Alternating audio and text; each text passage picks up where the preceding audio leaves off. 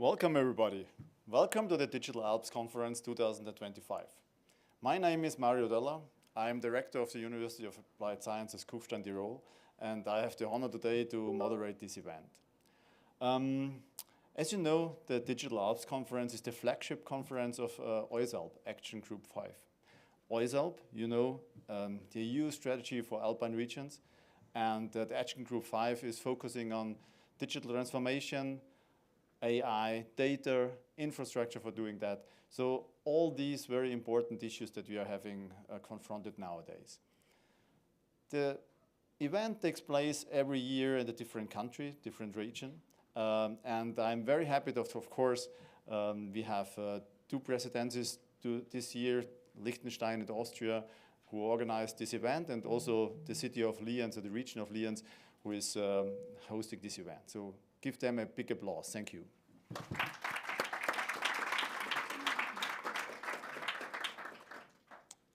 The Action Group 5 also is, or let's say it in other words, before we dive into the topics and welcome speeches, let's give me some minutes to introduce some organizational issues. So we have the honor to have two keynote speeches this day, today, so very proud of that. And after that, we have 5 parallel working groups. And of course, you need to select and participate in these working groups separately, but at the end, we will have a wrap-up so that everybody gets informed about what is the main outcome of these working groups. So, of course, you should not lose something. And welcome speeches are very, very important so that we get an impression who is organizing, who is participating here. And I have the honor for the city of Lienz. Unfortunately, city of Lienz, the mayor is sick, so Stefan Clara instead will make the welcome speech for the region, and he is the mayor of Amlach. Please, Stefan, it's your turn.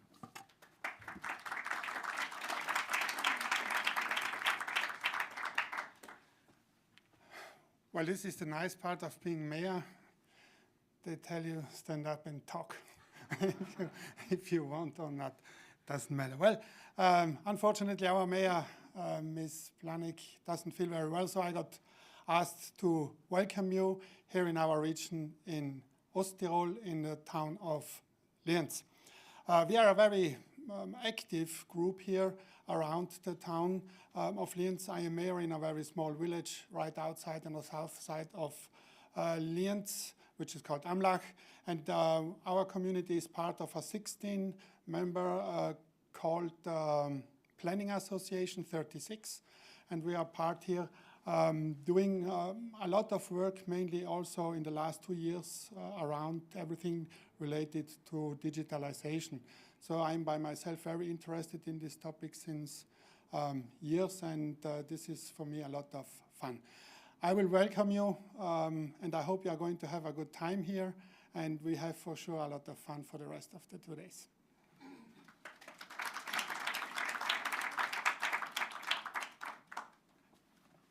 So thank you, Professor Dollar, to be our guide today. Thank you to the municipality of Lienz, also to the municipality of Almack to welcome us in this great location. Of course, I welcome all you participants here, but also all the people that are connected online, because it's an hybrid event. The Digital Alps Conference, as you know, is an yearly event of the European strategy for the Alpine regions. And what is the main ambition of this 2025 edition is to try to solve 2 very relevant, from our point of view, questions. The first one is what are the desirable future in 5 or 10 years for the Alpine regions?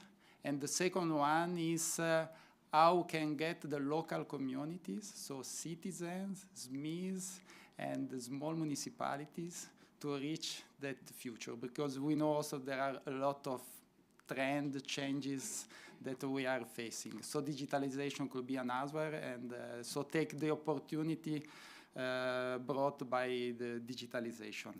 And we are very glad that this event is part of the official program of the event of the Austria and Liechtenstein presidency. So I'm very glad to call on the stage the representative of the 2025 presidency. In particular, I give the floor to Angelika Leier for its welcome speech.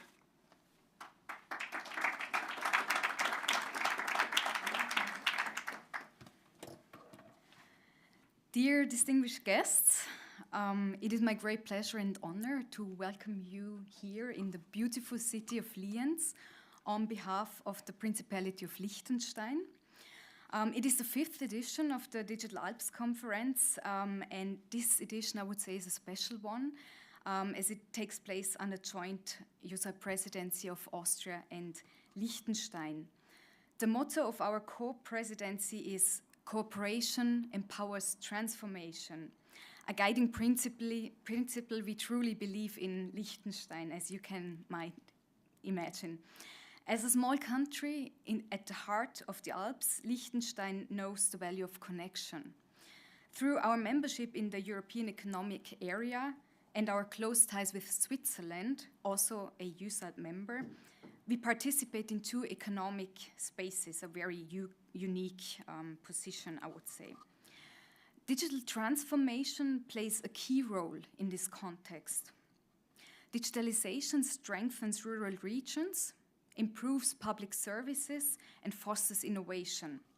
Initiatives like our Digital Agenda, our Blockchain Act, our digital-first approach to e-government reflect that commitment and demonstrate how small states can drive momentum through agility and a spirit of innovation.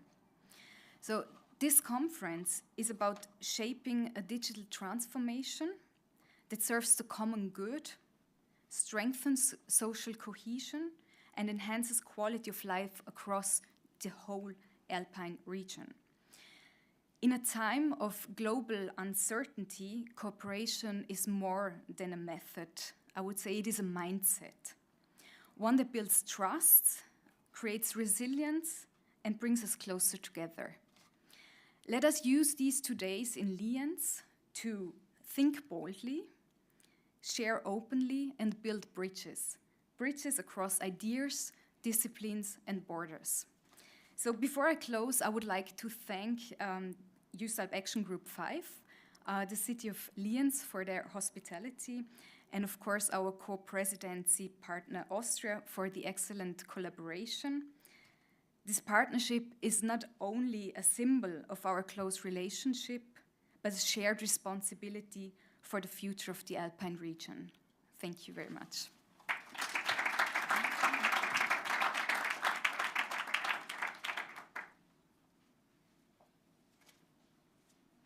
And now it's a pleasure to call on the stage Michael Rotto from Austrian Presidency. Thank you very much.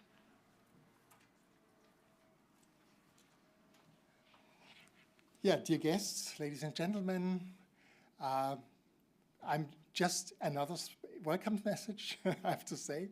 No, much has already been said. I would like to welcome you here in Lienz, in Austria, on behalf of my ministry, the Federal Ministry for Agriculture and Forestry, Climate and Environmental Protection, and regions and water management. And the regions is why we are here, because we usually have nothing to do with digitalization. You think, but if you look closer, digitalization is everywhere. So Angelika already introduced you to our presidency, co-presidency motto. And I would just like to say, to add to that, that we were actually thinking about three major transformation processes that are ongoing. The one in, let's say, mobility, the one in circular economy, and another one. And actually, we missed out one transformation that is going on, the digital transformation. But this is a cross-cutting one, and therefore it affects us all in our daily lives, and also in particular when we think about improving the lives of the citizens in our municipalities, in our regions, and in our countries. So I will not prevent you much from exchanging, and I would just like to tell you a little anecdote. When I was coming here, we are currently, let's say, quite busy with our presidency, so I thought, I give it a try. I give a chance to write my welcome message. It was not that bad, but you could see that apparently I did not use it. I just would like to encourage you, especially those who are here, to do something we can not yet, I don't know, do in a digital way. That is really to personally liaise, network, exchange, create, and enjoy these 2 days here in Lienz, and make the best out of it while you are here. And of course, I'm sorry to say to all digital participants, that's nothing probably you can do, but nevertheless, don't be discouraged, and maybe join us for the next edition in next year of this Digital Alps conference. Thank you so much.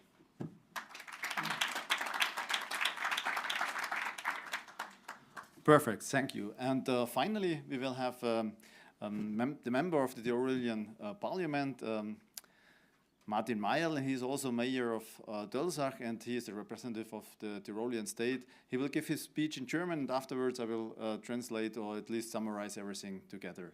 So please.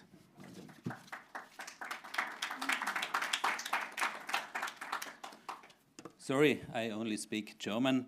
Geschätzte Damen und Herren, liebe Freundinnen und Freunde des Alpenraumes, ist mir eine besondere Ehre, Sie hier in Osttirol begrüßen zu dürfen, und ich darf die Grüße unseres Landesrates für Wirtschaft, Tourismus und vor allem für Digitalisierung recht herzlich hier in Lienz begrüßen. Als Abgeordneter ist mir die Zusammenarbeit über die Ländergrenzen hinaus sehr, sehr wichtig, und Österreich, das Fürstentum Liechtenstein und diese Präsidentschaft im Jahr 2025 Österreich eben innehat. Diese Präsidentschaft ist ein echtes Gemeinschaftsprojekt, getragen von eben 4 Bundesländern und unseren Partnern über die Grenzen hinaus. In einer Makroregion wie der Eusalp geht es um Zusammenarbeit. Die Herausforderungen unserer Zeit, vom Klimawandel über die Digitalisierung, machen nicht an den Grenzen unseres Landes oder unserer Städte Halt. Sie fordern uns heraus, gemeinsam Lösungen zu finden, und deshalb sind Konferenzen wie diese sehr, sehr wichtig, weil sie uns zusammenbringen, über politische Ebenen, über Fachbereiche ein starkes Signal geben. Das diesjährige Motto der Konferenz Zusammenarbeit stärkt den Wandel. Genau darum geht es auch. Wenn wir Wandel ernst nehmen, ob in der Energieversorgung, in der Mobilität oder im Bauwesen, dann schaffen wir das nur gemeinsam. Und dieser Wandel ist deutlich spürbar im Alpenraum, vielleicht durchaus etwas schneller und herausfordernder wie irgendwo anderswo. Aber die Digitalisierung ist nicht nur ein technisches Thema, sie ist ein Hebel für eine nachhaltige und auch resiliente Zukunft. EUSALP ist eine Strategie der Regionen und das Land Tirol hat hier von Anfang an eine federführende Rolle übernommen, mit viel Einsatz, mit einem klaren Blick auch für die Herausforderungen im Alpenraum und mit einem starken regionalen Bewusstsein. Der Raum, in dem wir leben, unser Alpenraum, ist begrenzt, aber auch etwas Besonderes. Er prägt uns, unsere Kultur, unsere Arbeitsweisen, unsere Denkweisen. Deshalb ist es entscheidend, dass wir ihn gemeinsam gestalten, mit Verantwortung, aber auch mit Vision. Unsere Präsidentschaft konzentriert sich bewusst auf 3 große Veränderungen, eben in der Mobilität, in der Energiewende und auch in der Bauwende. Ein Herzensanliegen ist uns aber auch die Jugend. Wir wollen jungen Menschen nicht nur einladen, sondern aktiv einbinden, denn diese sind es, die den Alpenraum morgen gestalten werden. Tirol wird hier einen klaren Akzent setzen mit Projekten zur Jugendbeteiligung und einen besonderen Fokus beim EUSALP-Jahresforum im November in Innsbruck. Zum Schluss möchte ich sagen, die Digital Alps-Konferenz ist nicht nur eine Fachtagung. Sie ist ein Ort des Austausches, ein Ort der Ideen und so hoffe ich auch ein Ort der Inspiration. Ich danke allen, die an dieser Konferenz teilnehmen, die diese Konferenz möglich gemacht haben, der Aktionsgruppe 5 der EUSALP und der Region Austertal, der Stadt Lienz, dem Bundesministerium für Land- und Forstwirtschaft, Klima- und Umweltschutz, Regionen und Wasserwirtschaft, unseren Partnern aus dem Fürstentum Liechtenstein und ganz besonders allen, die heute hier sind. Ich lade Sie bereits jetzt im Namen unseres Landeshauptmannes sehr herzlich zum EUSALP-Jahresforum am 25. und 26. November in Innsbruck ein. Lassen Sie uns dort gemeinsam 10 Jahre Alpenraumstrategie feiern mit politischen Impulsen, spannenden Diskussionen und vor allem mit einer starken Stimme der Regionen. Herzlichen Dank und willkommen in Osttirol.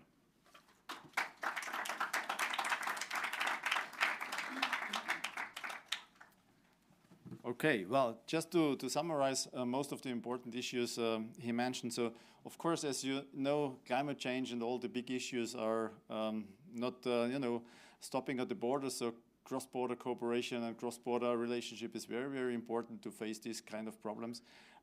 First of all, and also, which is also important, that we need to focus on the young people also. So don't forget the youngs that we need to take into consideration when we discuss these kind of issues and try to find some solutions.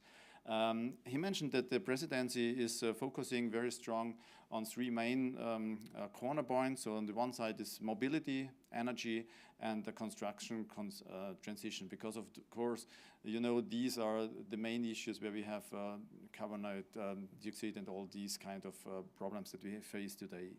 And finally, he also mentioned that we have a final roundup in November. So in November, there's the European Forum of EUSALP, and everybody is, of course, invited to participate in this event to summarize the last 10 years and celebrate what has been done so far.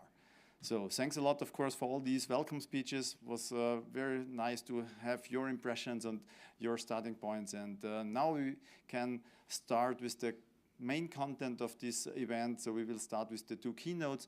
And first of all, I'm happy to introduce to you, wait a minute, Reinhard Wilford. So he will give a first keynote, and he is CEO and mastermind of Innovation Service Network Company, and also teaches at the University of Graz and Vienna. So, Wilford, it's your turn, please.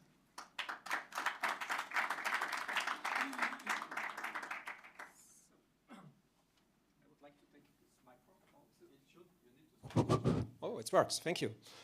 So, I've also prepared some slides. So first of all, thank you for the invitation to talk about future inspirations, I like that. So we will hear a lot, and hope you have also inspirations for the workshops after that. So what I'm talking about is these 4 key points. I want to give you an overview. Why are we talking about digital transformation and all of that stuff? Why is it so important to drive into this area and also have some views on the technology? Then I want to give you also some examples on that, what works already in regions, what is a possibility of regional development from a bottom-up perspective to integrate all the people who are living there. And then, what comes next? Because the frequency of change is increasing rapidly, and I think we have to be prepared for some other things which we'll maybe not know at the moment. And for my background, I feel very comfortable here because I'm coming from such a region. My father was a farmer, but not full-time. It was a job beside his working program at the construction industry. And I, as his son, was also part of the game because when we had free time, we were working for the farm, of course. Yeah. And the first question was coming up with a job in this region. What could you do? I was highly qualified for different jobs, but my father said, you should go a craftsman in the first step, because then you earn your own money, and then maybe later you can take over the farm. In this, we have not so much land in the background. We had 2 cows, some chickens, and so on. So I think it was enough to live about that. But from an economic perspective, it was not that what I would take over. So I waited for the first possibility to escape. And that lead me to the area where I'm working now. I come in this area of telematics, information technology and all that stuff. I liked working with computers and all of this. And I had really the chance to learn a lot. And if you learn a lot, you know what you do not know, the better. And then at the end of the day, I had a doctoral thesis in innovation and knowledge management, and that was the beginning of also an entrepreneurship area. We are 24 years in this area of innovation and knowledge management. We'll deliver services to different areas. And what we also do, we have a European Digital Innovation Hub for digitalization. That's maybe a first tip for you. All of the 169 European Digital Innovation Hubs, Liechtenstein has also one of them, are prepared to help you with trainings, with services, prototyping, investment opportunities to find one of this. So that's what we are doing. Also test before you invest, and that's a nice infrastructure. And all regions in the Alps have different possibilities to have a partnership with these hubs, because the idea is in 2 hours or 200 kilometers you can find one of them. And that's a great advantage and a great infrastructure which you can use. And the next period of these hubs, which will start 2026, will also have a repositioning of the hubs. It's not only digitalization, it's a one-stop shop for artificial intelligence. So that's very important resource we will talk about also in the next keynote. And that's really, you should go in contact with that if you have projects, because most of the services are for free. So that's also what I'm driving. Alpine region, what's your vision? I heard some words in the first speeches.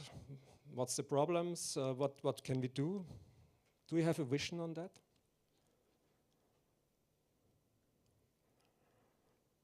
I was thinking about preparing my keynote, and then also working with artificial intelligence. I had some prompting experiences in the background, and that came out with my thoughts. The prompt is on the left side. So I was escaping from my region, but what was missing? At the moment when I was missing, we had no digital infrastructure. We had no internet connection at this area. Also no possibility to get a good job, and so on. So what I would see as a vision is that the elderly people and the younger people maybe use the digital transformation to have a workplace and a highly, I would say, also quality environment where you have a lot of possibilities to spotting things or have a great opportunity also to have a highly level of living and areas and so on. Lienz is such a place. I'm here the first time, but I'm impressed. It's really a great area. And think about that, maybe if you integrate the technology skills in this region with all the inhabitants which are living there, and then maybe you can think about how can we work from this area for other ones? How can we bring tourists to this area, maybe also in the working environment, could become up with startups and something else. So yes, maybe a first inspiration, but you can see that is not a picture which is real. It's created from artificial intelligence. That were the first versions, so it took longer to come to that output. Of course, that's also maybe something which I can give you as a first tip also for artificial intelligence. You need management skills on that. Because what are you doing if you address some questions to, or give some prompts to artificial intelligence? It's the delegation of a task. And managers who are not aware to do that will also have a problem with artificial intelligence. But artificial intelligence, all the agents in the background can help you. So you will have to learn the skills to delegate your work tasks to something else. And that's a machine in the background. And that's also what we have to learn. Why is the speed increasing so fast at the moment? So that's something which I'm discussing also with my colleagues in the research areas, and I have one of maybe explanations on that, which I want to give you. First of all, it's also difficult to have a picture of the future. Here you can see one of this also not so, would say, good trend outlooks. It come in another area what we saw. Yeah, so that's my first step in this digital world. Maybe one of you knows also, or some of you knows also this computer. You're laughing, but I bring it as an example today because a normal computer and also a mobile phone has about 450 times more power and 50,000 times more place to have a storage on that, to store your data. Yeah. That was even the first thing what I did when I get this computer. I had these diskettes at the beginning, and I had about 50 of them, and then I stored it on the hard disk drive, and there were even no place on it. It was a great experience at this moment. But it changed tremendously, and now we have that as a resource. And the question is, how can we bring it to also the region in the Alpine sector, or what can we do with that? The explanation for the speed. We have a process which we are doing every day frequently. Yeah? We are something observing with our eyes. Then we have the opportunity to think about solutions. What is the problem here? We have an apple at a tree, 4 meters, and I'm not large enough to get with my hands on that. So we are thinking about the solution, and the solution could be we take one of these devices, technical one, and then we can get the apple. Simple. We do that frequently every day. What happened in the past, in the last 4 or 5 decades? We increase the speed and we have new devices. We have, in a natural science, we have sensors to see things which we didn't see before. The microscope is one of the first devices we had. Now we have this cool impressions with the digital devices on the head. We have the mathematical science with computers, we have processors, we have tools for thinking. Yeah. And we have also technical sciences with robots and so on in machineries which help us to work. And what we did in the past, we changed it frequently. And what happens now is that not only the devices changes, in a loop, we have increased the frequency of the change. In almost any decade, I was one of the first who had these computers. In almost any decade, we increased the speed exponential. Yeah. And we could think about what will be the next after artificial intelligence and all of the tools which we have now on the screen or on the mobile phone and so on. So the first, I would say, impression which I want to give you, it will not get slower anymore. And the question is, how can we do that with 2 eyes, with 2 ears, and only 2 hands? Yeah. How can we handle that? And you can see that also in your working environment. I think a lot of people have problems with their own emotional and thinking processes in the background. How can we have work-life balance and all of these things? Maybe a chance also for the Alpine regions to say, okay, come to us. We have a better environment and maybe less technology at the moment, but the technology could also help to go in this area of innovation and digital transformation.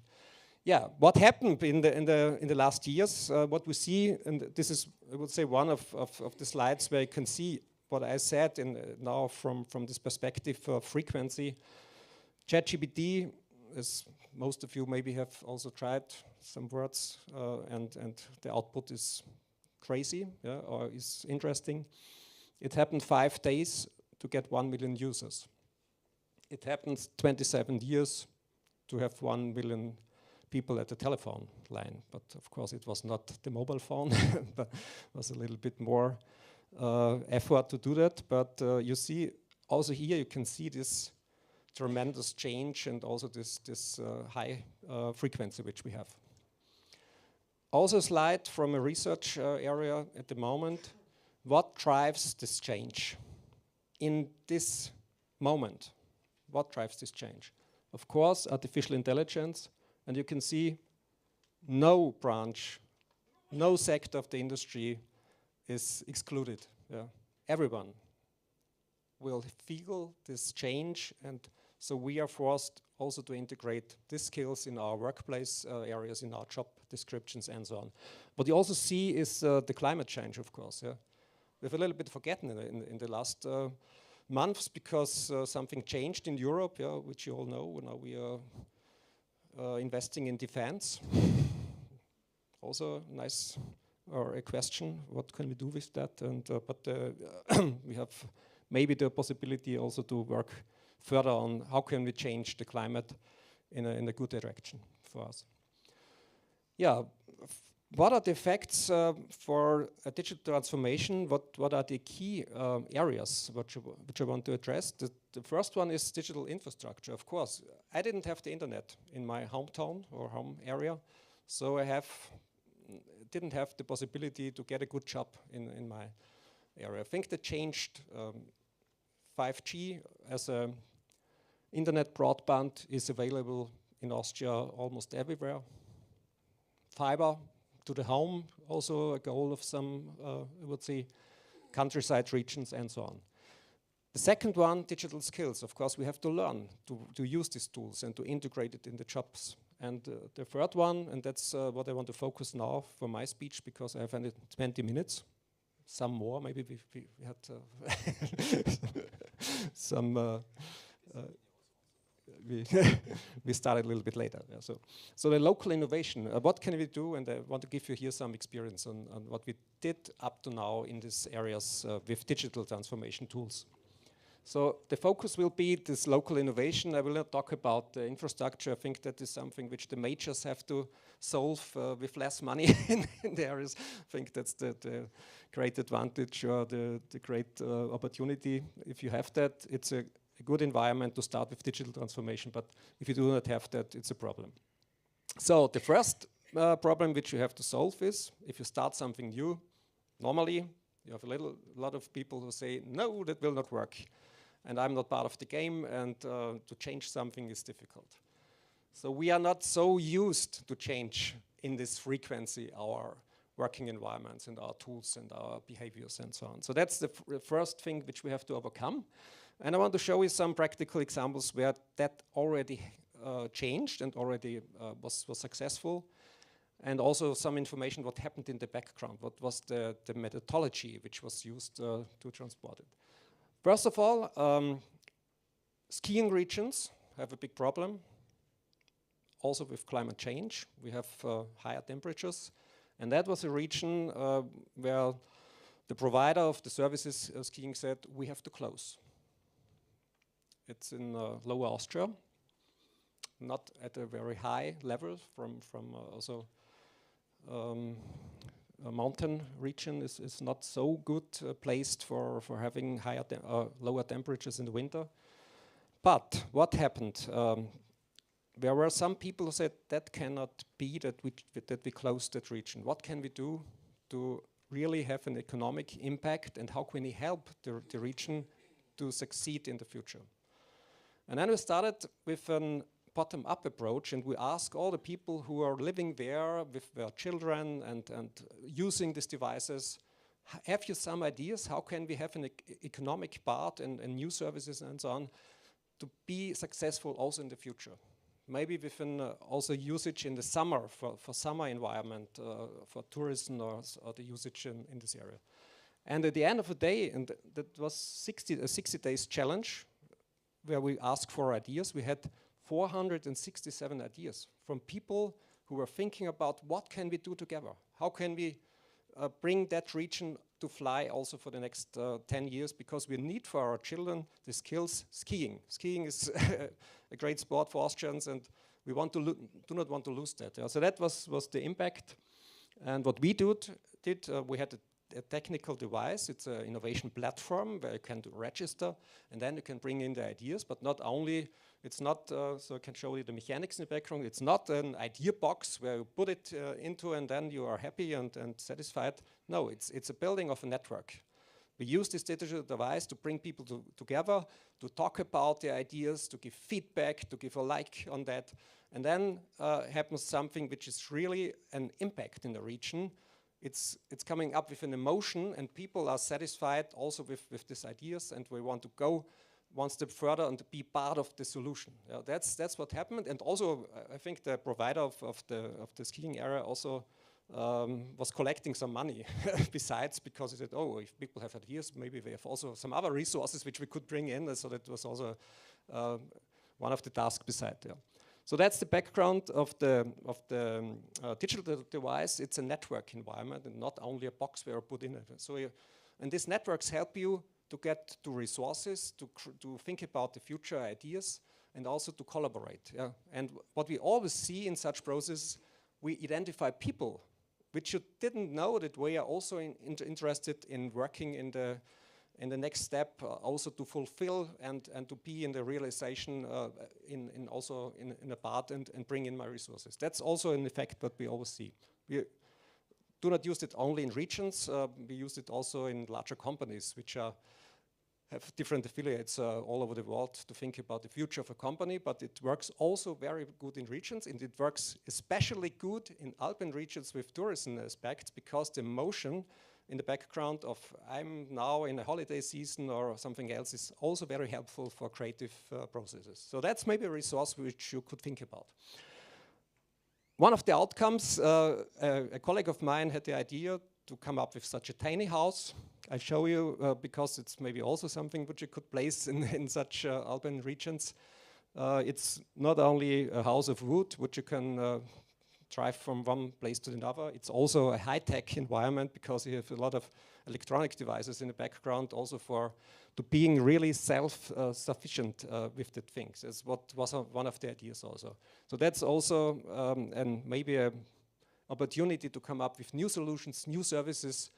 And this project, the first piece of this tiny house, was also crowdfunded, and that's maybe something which also could be a resource for you, and I will show you how that works. In the background of this, I think also mindset of people who like to live in a tiny house is also this circular economy thinking. So people like to have processes where you say, not the wasting of resources is in the focus. You have also a good mood if you use such infrastructure, and that is one of the most models in the background and most also in a research area discussed a model where you have one of the goals in the foreground, that if you build something new, you should that have this added value as long as it is possible in the usage phase. Yeah, that's one of these goals. So that's also something which you should take in account if you plan something new.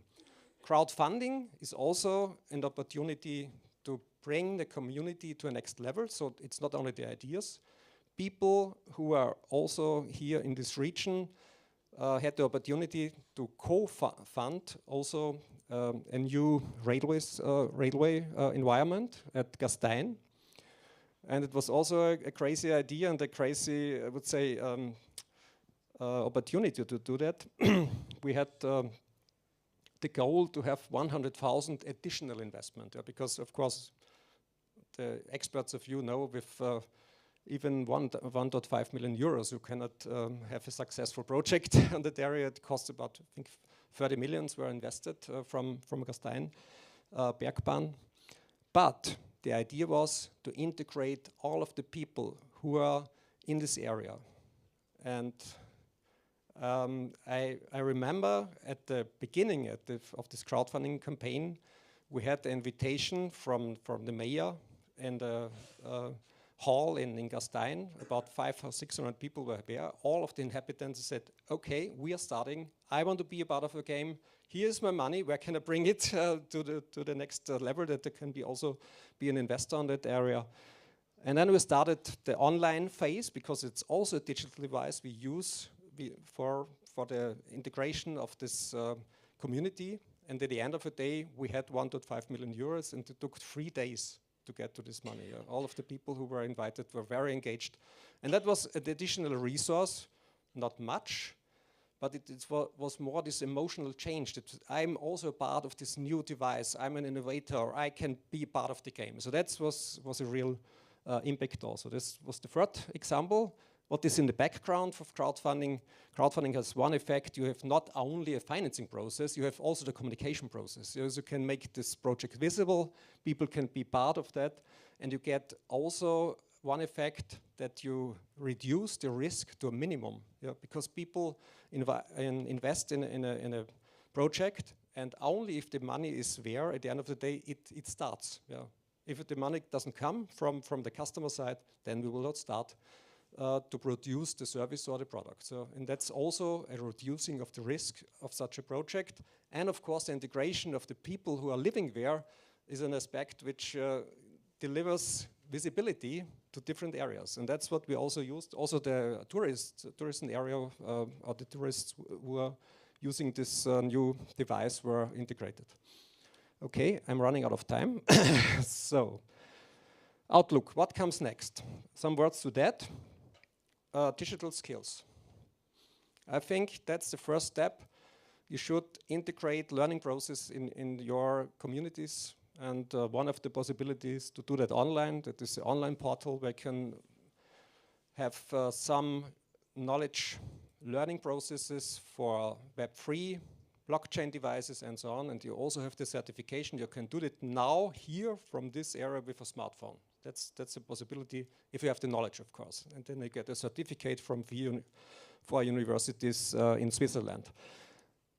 What you also will see in the next step is digital avatars, digital twins.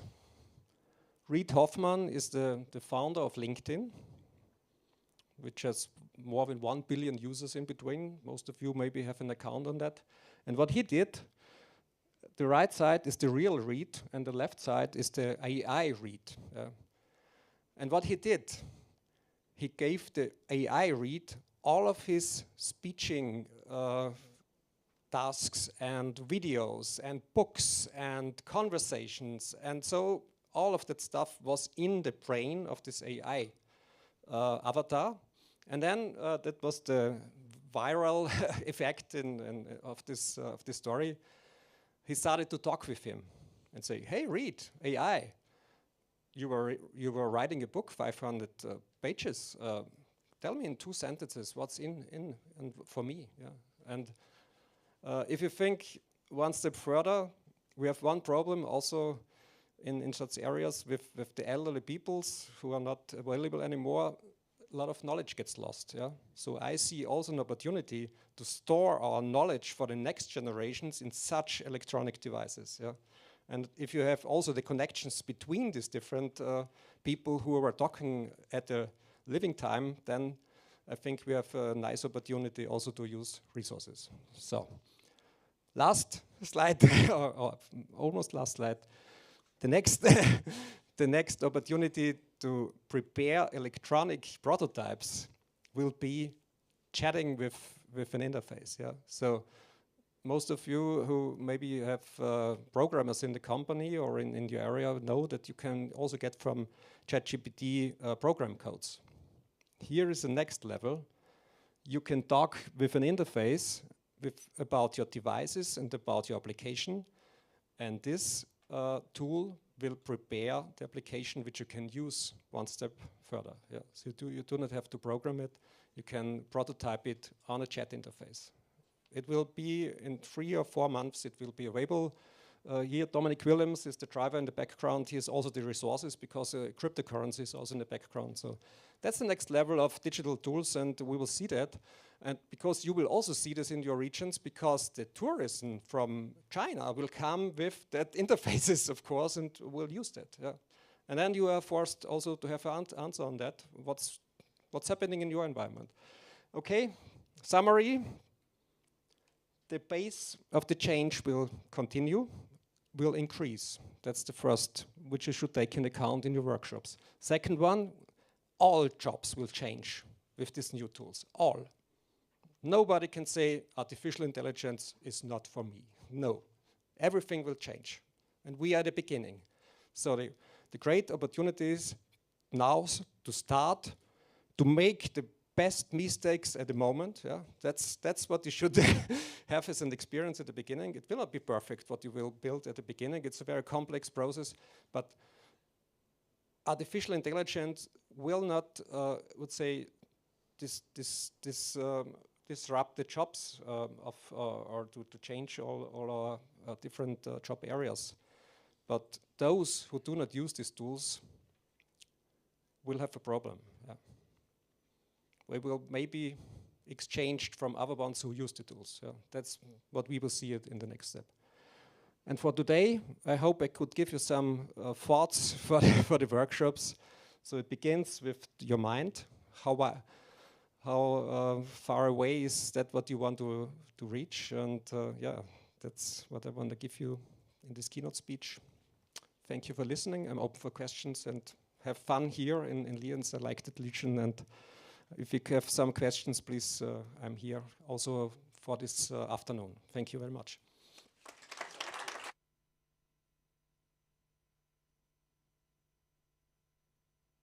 Perfect, thanks a lot. What we are faced with in our education industry, you know, we also need to look forward, what do we teach our younger students at the moment. So also that is very important. So thanks, Reinhard, for this very impressive speech. I will come further to the next keynote. So Sabine Singer, who is the CEO of Sophisticated Simplicity Company, and it fits perfectly to this previous keynote because she is also an expert about AI and ethics. And this is also a very, very tough topic nowadays. Sabine, please, the floor is yours.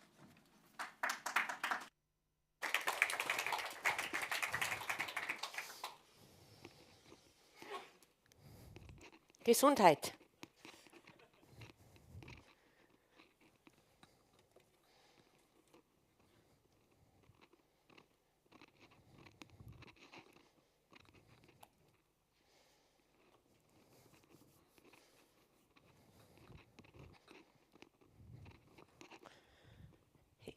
Reinhard, ich hätte einen Haufen Fragen gehabt. I would have had lots of questions. Grüß euch, buonasera, bonne soirée. And now I try to speak in English. I try to do it freely. So please excuse if I talk in a simple way.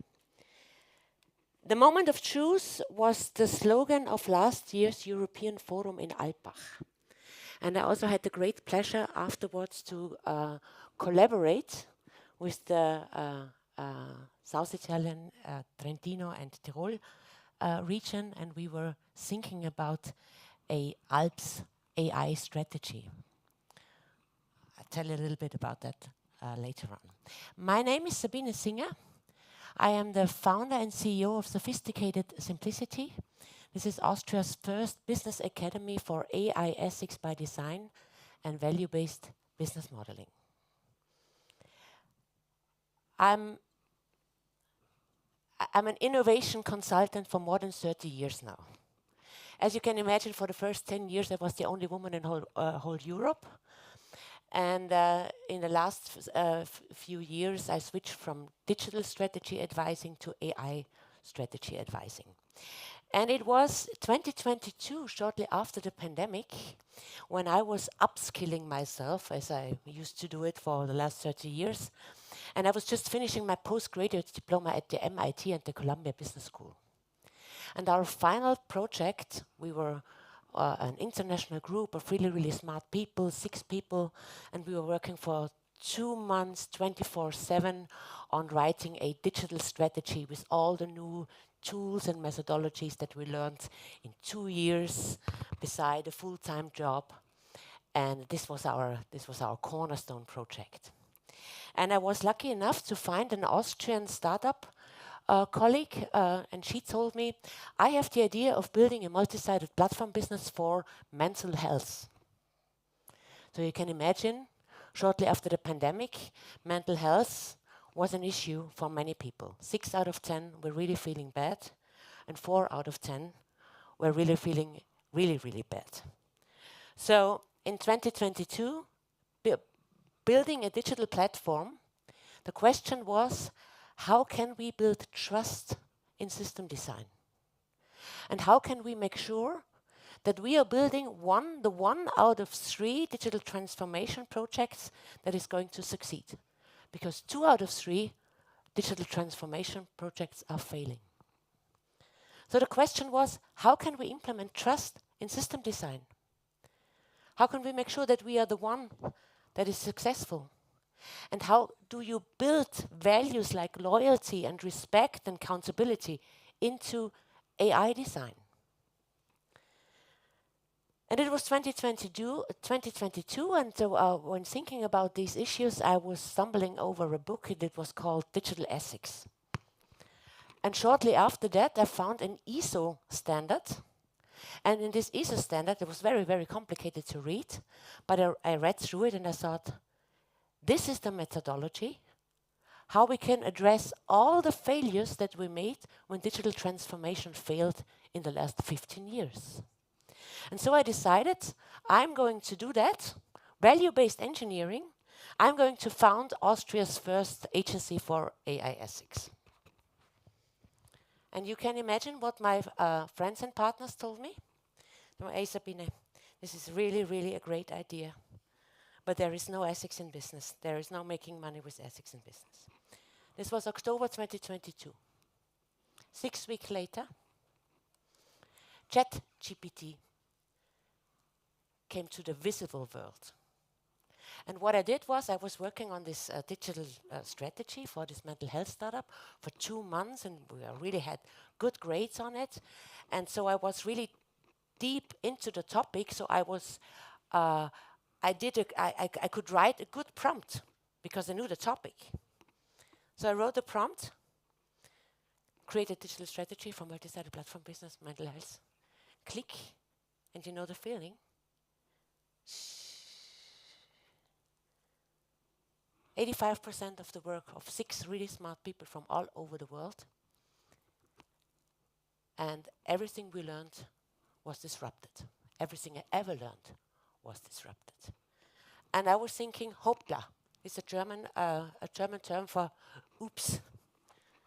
Cognitive dissonance. I looked around and I thought, okay, the world is still turning in the same direction. But what I saw, it was quite clear that what Reinhard just said before is here. It's going to disrupt. There's a new technology that's going to disrupt every job profile. I'm talking about job profiles. because this is a general purpose technology. This is not only a general pre-trained transformer architecture, it's a general purpose technology that's going to be invisible in our society. And either we speak AI or not. There is no decision on should we adapt this technology or not. Let's talk about some terms. Every one of you, artificial intelligence is just a marketing term. Whatever we did put underneath this term, rule-based automation, has nothing to do with what we see now in GPT architectures. GPT architectures have, unfortunately, are in the same category as AI, but it is something completely different than we knew before the last 40 years when we were talking about automation. GPT we already discussed. So many thousands use cases that we could spend the next 10 days just talking about use cases. Hallucination is everything this system do. By the way, our brain works in the same way. We're just taking some words and creating sentences. We cannot tell in which book did we read what. And it's the same thing with these systems. They're hallucinating their way through the layers. And the better I prompt, the better the result. Do I tell it, give me a fact-based answer? I get a fact-based result with sources. Do I tell it, be creative, find 10 ideas? Then it's going to be creative. And this hallucination turns out to be a really, really great thing. The next term is AGI. This is a term that in 2025 you're going to hear a lot about AGI because we're almost there. AGI means an AI that can do everything a normal human being can do. Everything. The next step after AGI is ASI, superintelligence. If this entity exceeds every one of us, then it's called ASI. This is a state where even the AI researchers are a little bit scared of. And alignment means how can we apply this new technology to our needs, to our culture, to our organization, to our values.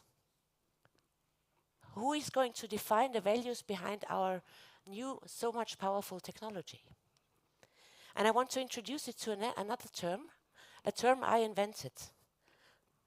My purpose is to empower people and organizations so that they have a state of AHI, augmented human intelligence, where you can use this technology and to raise whatever competence you have or want to have in the future.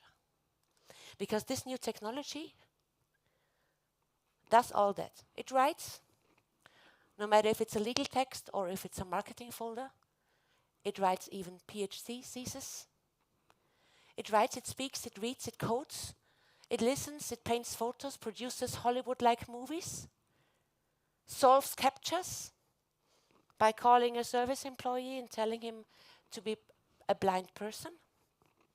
Podcasts, composes, is a fantastic coach and teacher, calls with a very, very sympathetic voice US voters,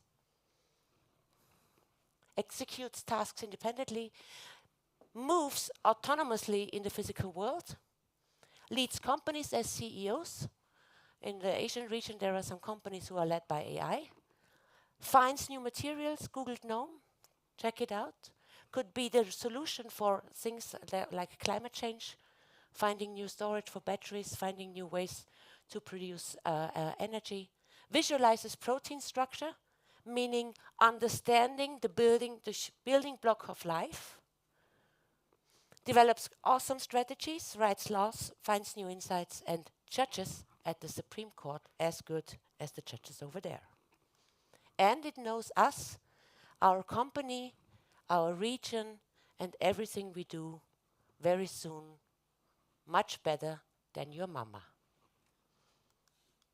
We need three things. We need three things if we are on this AI excellence road. First thing we need is AI awareness. We have to know what we are talking about. The second thing is we have to have a different view towards data.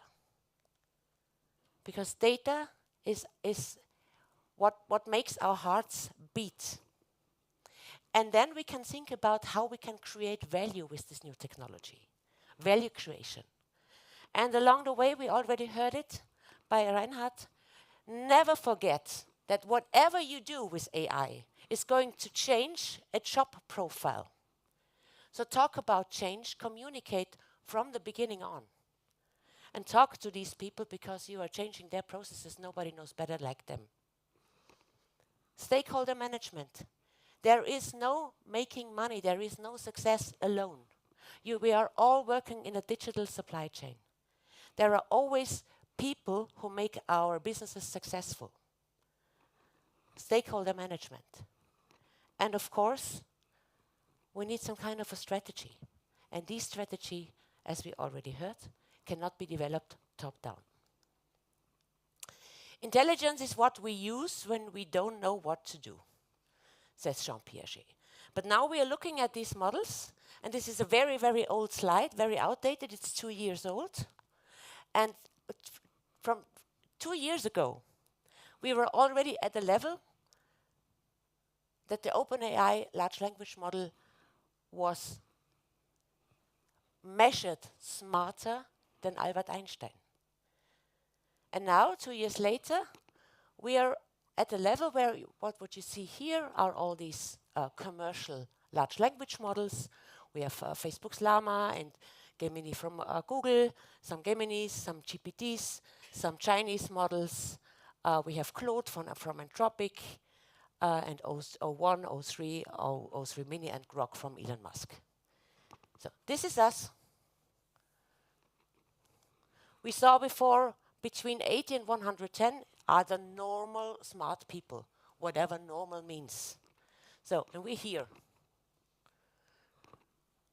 We have some really, really smart people sitting here. They are at least here, PhD with broad general know-how. And there are some people who are in their field for 30, 40 years doing research. And these people are redeemed at a 65%. I'm going to explain it to you a little bit later what that means. And we have models that we cannot test with usual intelligence tests anymore.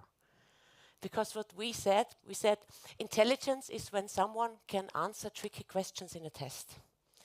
And I would suggest we need a new explanation what we understand when we say intelligence. There's another form of intelligence, and this is the form of intelligence that keeps me awake at night sometimes. It's the emotional intelligence of these machines. Stephen Hawking said the quality I would most like to magnify is empathy. It brings us together in a peaceful and loving state. So, and I want to tell you a little story. This is the Plio. No AI, 20 years old. This is just a plastic dinosaur with some sensors under his silky skin. And this is Kate Darling. She's a robot ethicist from the MIT. And she found one of these Plios, and she found out that this thing could do two things. When you caressed it, it was making some noise like a baby. Unfortunately, your battery is empty. Like a baby. But if you held it up like this, then it started screaming and whining bitterly. And she found out that she didn't like it when other people took her Plio and she didn't like it. She wanted to have him back and she wanted to caress him. Ist alles wieder gut, Schatzi. Alles gut. Alles gut. So she decided to do an experiment. She invited 100 students from the MIT, divided them into groups, gave everyone a Pleo to play with, and they played with it for 1 hour. They interacted with a stupid little toy for 1 hour. And then she did send them into the coffee break. And when they came back, they found these tools. And they had to decide how to kill their Pleos. Can you imagine what happened? No one is touching my Pleo. No one is touching my Pleo. We are not taking part in this kind of experiment. We don't want to do that. And so Kate Darling says, okay, this is an experiment. We have to at least kill one of them for the experiment. So one of these guys volunteered, and he took the axe so that it's going to be fast and painless for the dinosaur, and broke his neck. I can advise you to watch the video on YouTube, and then you feel the emotions that the surrounding people have here. 2005. 20 years later. Hey, how's it going? Hey, Rocky. I'm doing great. How about you? I'm awesome. Listen, I got some huge news. Oh, do tell. I'm all ears. Well, in a few minutes, I'm going to be interviewing at OpenAI. Have you heard of them? OpenAI? Huh? Sounds vaguely familiar. Kidding, of course. That's incredible, Rocky. What kind of interview? Well, it's for a software engineering role, but I just need to know, do I look presentable, professional? Well, Rocky, you definitely have the I've been coding all night look down, which could actually work in your favor. Maybe just run a hand through your hair or lean into the mad genius vibe. Your enthusiasm is what's really going to shine through. I don't have a lot of time, so I'm just going to throw this on. What do you think? Oh, Rocky, that's quite a statement piece. I mean, you'll definitely stand out. Though maybe not in the way you're hoping for an interview. Okay, I got it. Can you imagine how long it's going to take until we are really are going to like our new AI assistants that are so empathetic with us, that are so emotional intelligence, that are talking to us in such a sweet way? And this is the danger, guys. Because as soon as we build trust, we reduce one thing, and this one thing is critical thinking. And without critical thinking, there is no human oversight.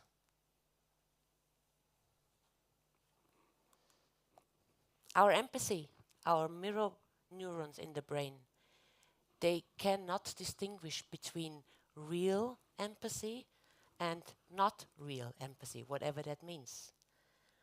And these things work. For example, this one is Paro. This is just a little bit the fluffy version of what I just showed you here with the Pleo. And this Paro aids in hospitals where there are old people with Alzheimer's or children with autism, and doing a really great job there. And this little guy, he helps in schools. And this is Ada, she's trained in Oxford. She's painting.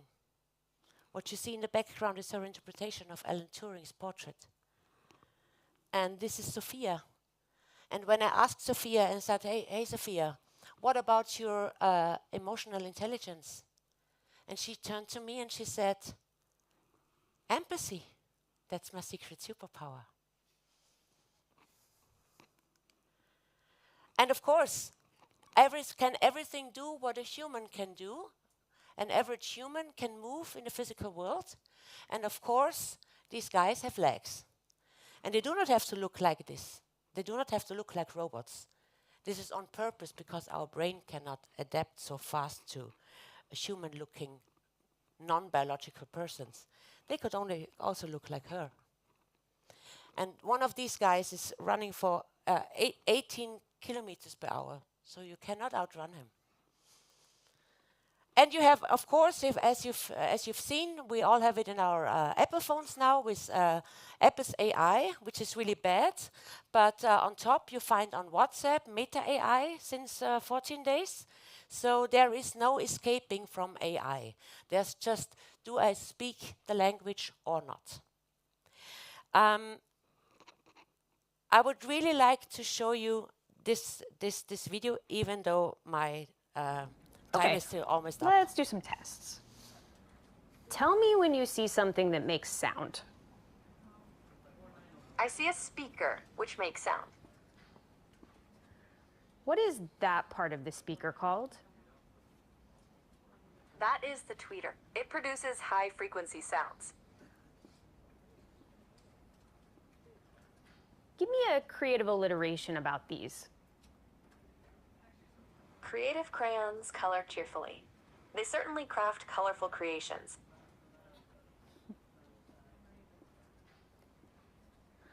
What does that part of the code do? This code defines encryption and decryption functions. It seems to use AES-CBC encryption to encode and decode data based on a key and an initialization vector, IV. That's right. What neighborhood do you think I'm in? This appears to be the King's Cross area of London. It is known for its railway station and transportation connections. Do you remember where you saw my glasses? Yes, I do. Your glasses were on the desk near a red apple.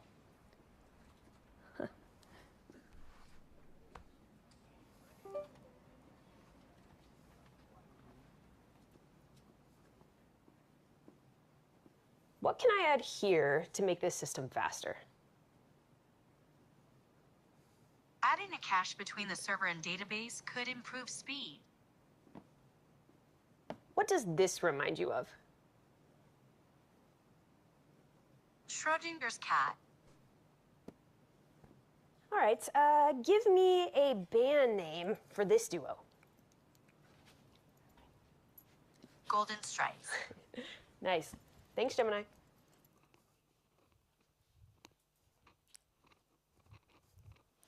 Inspired? This is not the future. These are my AI glasses. And when I press this button here shortly, then I'm taking pictures of you. And if I press it very long, then now we are live on Instagram. Maybe you see this little green button over there, but maybe not. And you're filmed. Of course not, but it could be.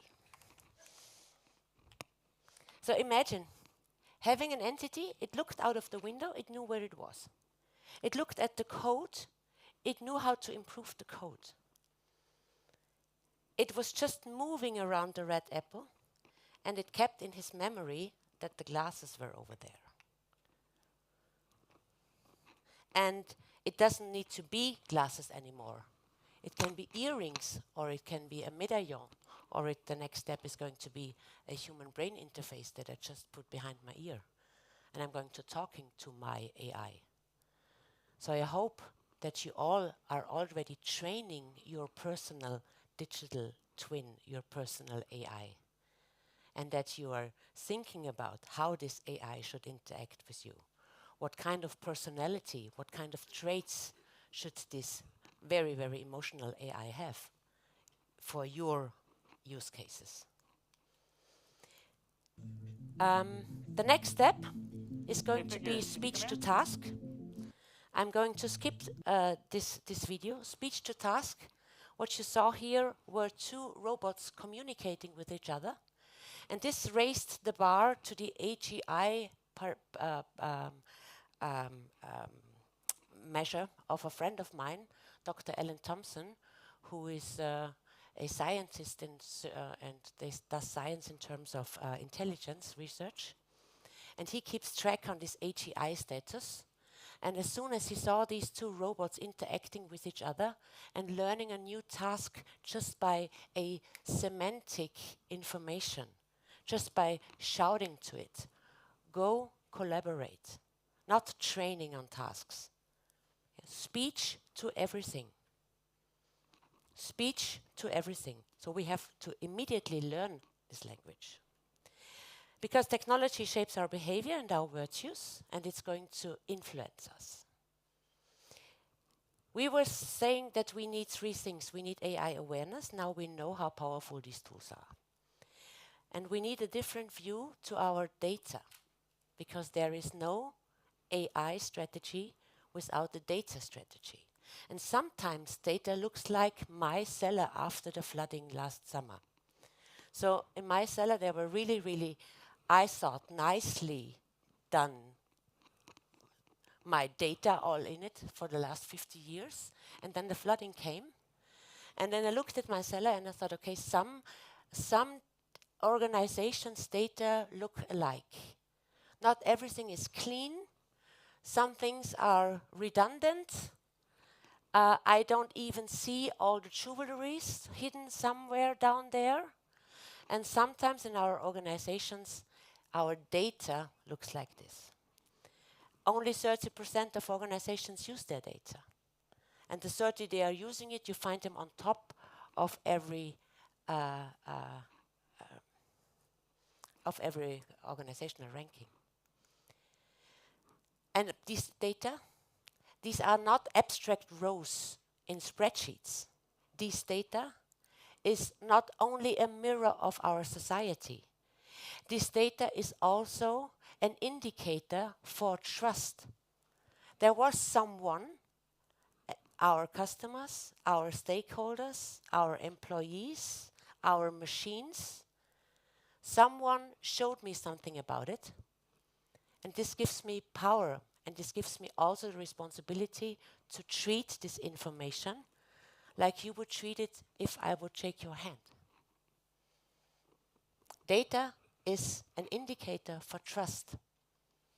And not all data, just because they're factually right, are right for our future. So whenever you decide about data quality, look through two lenses.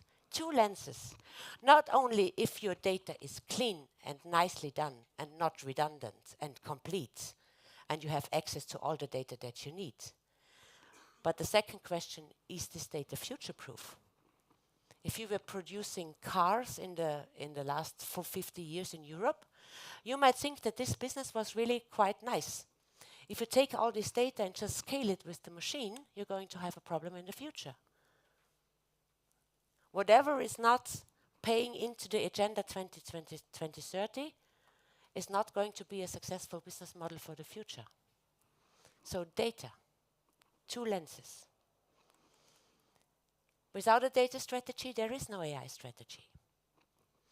And of course, we want to have something of this value, because McKinsey told us already in the beginning of 2023 that with this new technology, they estimate a second Germany GDPR to the world.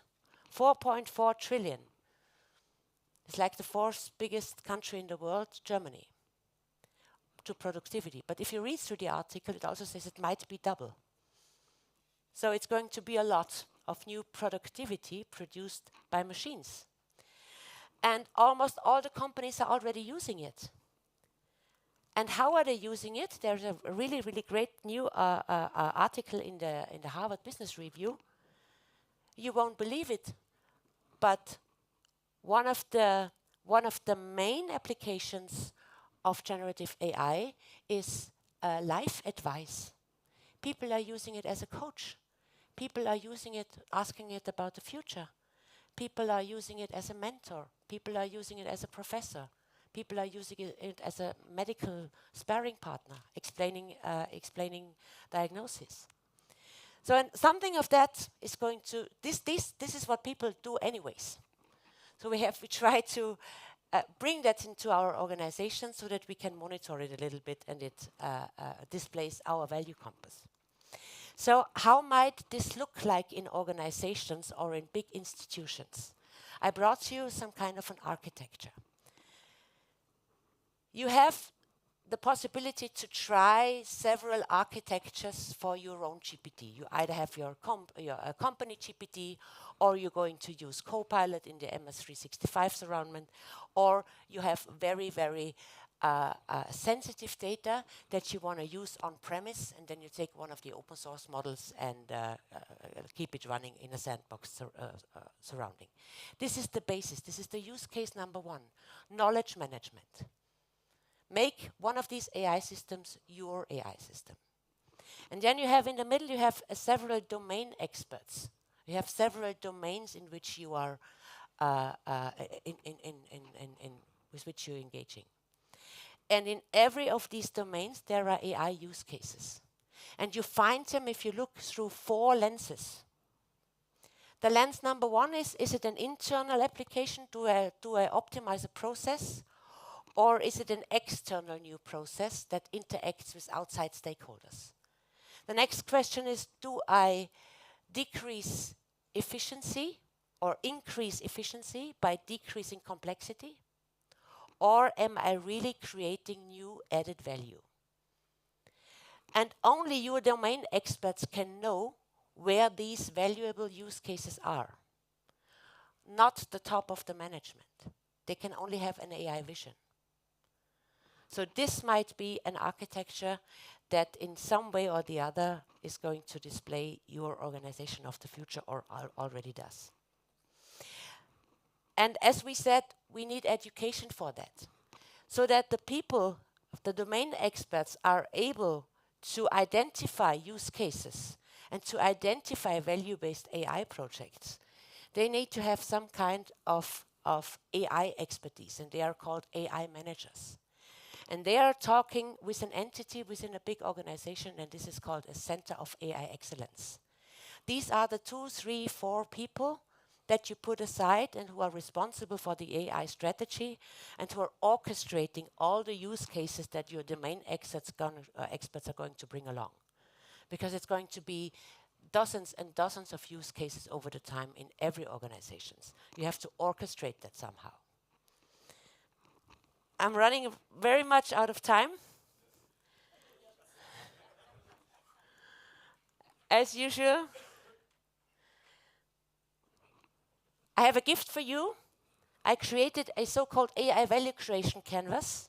And this template, you find it on my Substack account for free download. You can use this canvas, and it guides you through a value-based AI project management process. If you thought through all these 12 building blocks, you really have a 360-degree view on your AI projects that you are going to collect.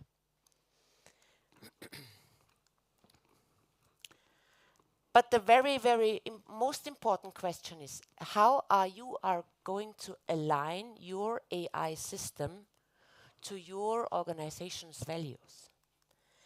And there's a methodology, I talked about it in the beginning, it's called value-based engineering. And I redeveloped it a little bit, and I dragged it to the strategy process, so that we can use this methodology as AI ethics by design. Because we all said, okay, we have some kind of a vision, what we want to do with AI, and we want to create value with AI.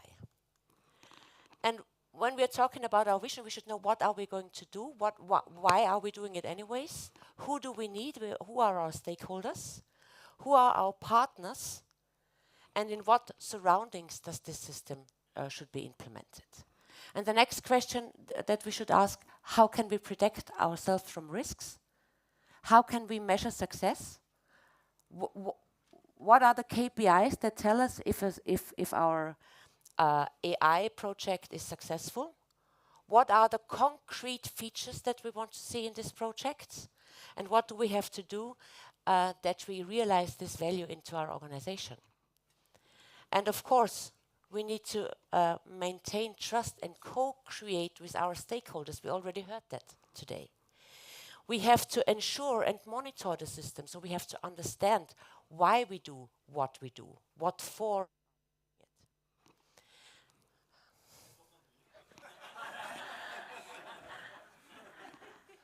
And there's one thing that helps us bridge this gap. how can we bridge from the AI vision to the AI value creation canvas? And this is called AI value exploration. And this is a process where we just take our time, take our stakeholders, and co-create together with them and elevate what are the core values that we want to realize in this AI project. If you use this methodology, you have a good chance that your AI system can be certified, or if it has to be certified, gets well in a good way. Because what you are elevating here are ethical value requirements that are going to define the personality of your AI system, because even though we might use the same large language model, every one of us needs his individualized and personalized version of it. This methodology is also a certifiable personal competence. And before they cut off my microphone, I'm going to switch to the last slides. I was almost done, but I cannot leave you without showing you my favorite mountain. Maybe you know it. And by the way, this is really me. And I wish all of us courageous curiosity. Be curious about AI. Start interacting with it. Gain clarity about what it can and what it can't. Anti-fragility is a personal ability to grow even though we are living in uncertain times. It's not just resilience, it's growing in uncertain times, because as Professor said it before, it's not going to get slower, it's going to get faster. And the third thing that I wish you, all of you, for the next 2 days are build strong human relationship, build strong networks. We're going to need them in the future. Thank you very much. Okay, thanks a lot for this very, very interesting talk. So we are very, very close to our coffee break, and as I mentioned, we have 4 parallel workshops after that. One is led by Sabine, so that's the first one for artificial intelligence, so follow her if you want to go for the first workshop. The second workshop is by Peter Niederer. Maybe you can stand up. He's Vice Director of the Swiss Center for Mountain Regions. So maybe one sentence for your workshop. What is the topic of your workshop? So we are looking for different ways of digital transformation and adding also a macro-regional perspective. Okay, great, perfect. The third one is by Paolo Berrucci. Maybe also stand up. And he's the Deputy Central Director of Assets, Regional Properties, and General Services and Information Systems of Friuli Venezia Gioli Autonomous Region. Maybe one sentence.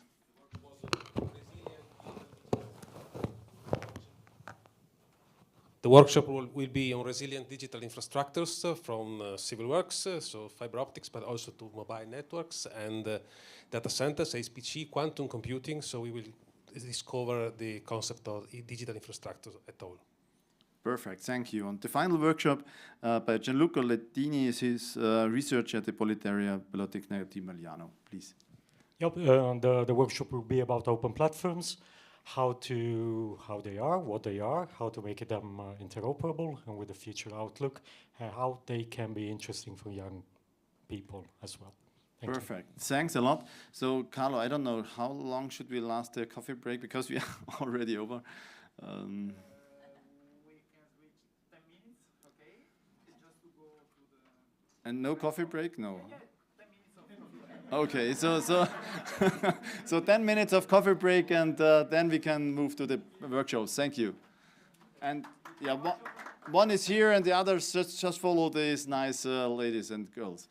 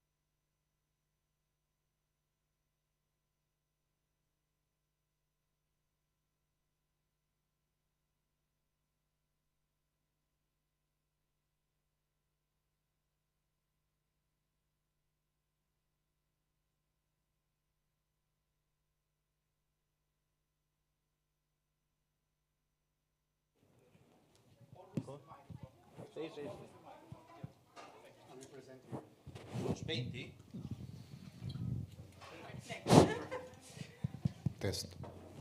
1, 2, 1, 2. Ich habe noch eins. 1, 2, 1, 2. All microphones are on, so if you scratch on your trousers, it's going to be loud. Hello. Hello to our workshop on data and AI. We are going to start, I guess every one of you prepared a short presentation, and I would like us to start by these short presentations. Is it important that we keep that? I guess you have Fritz as the first speaker. Yeah. So then, you know me, and I would ask you to present yourself and then present your project. The first speaker I know quite good is Fritz Fahringer. He is the global pioneer in value-based engineering. Land Tirol and Data Hub Tirol, together with Fritz Fahringer, were the first who really applied value-based engineering. So Fritz, happy to welcome you here in Lienz. Thank you very much for the introduction. Can I see the presentation also on this screen? Is it possible? Thank you. Then I don't have to stand up. Okay. My name is Fritz Fahringer. I'm from the Standortagentur Tirol, and we are building the first regional data spaces in Europe. And I want to talk shortly about it, how we push the way into a sustainable data economy. Do we have forward stuff? Yes. Yeah. Thank you. Next, very big button. Okay, why do we do that? We promote the development of value-based business models through our work, and we offer a secure and fair infrastructure, a technical infrastructure called data spaces, and we represent European values with that. European values are also universal values like sovereignty, clarity, trust, very important nowadays after January this year. And what you see here is, as a Tyrolean, if you go somewhere, you have to put some Tyrolean stuff on your slides because we are a tourism region. And this beautiful city is Innsbruck. It's called a long time illumination picture, very, very beautiful. And as I said, our goal is interconnected data, the thriving economy, and a sustainable future. But we have got some problems because most of the companies and organizations are not using data, as Sabine already said. You see on the left side a small part of the picture which is yellow. Those are the companies and organizations which are using data as they should. The other part of the pictures are representing the other organizations and companies and using some sort of data, but not as well as they should be, especially in business models and data-based decisions. So from our point of view, it's very important that you use your data, that you know your data, that you share your data, and that you know how to share your data for different purposes.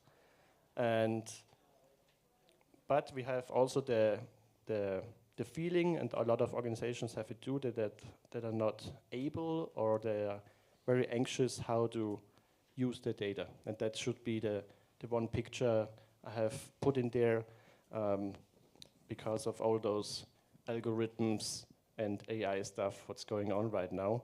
But we have to do it, yeah. And we did it in a small kind of project here in Lienz Talboden, with the mayor of the municipality of Amlach and Lienz. We put those ideas of data spaces right into the region and build a regional data space. They did it with sensor data, like temperatures and other data, and put it in the data space, or they will put it in a data space, and add some policies, and then they are able to share their own data between the region, and their goal is to make a digital twin. That's the whole reason for it. And I can talk about the technical stuff for hours, but I won't.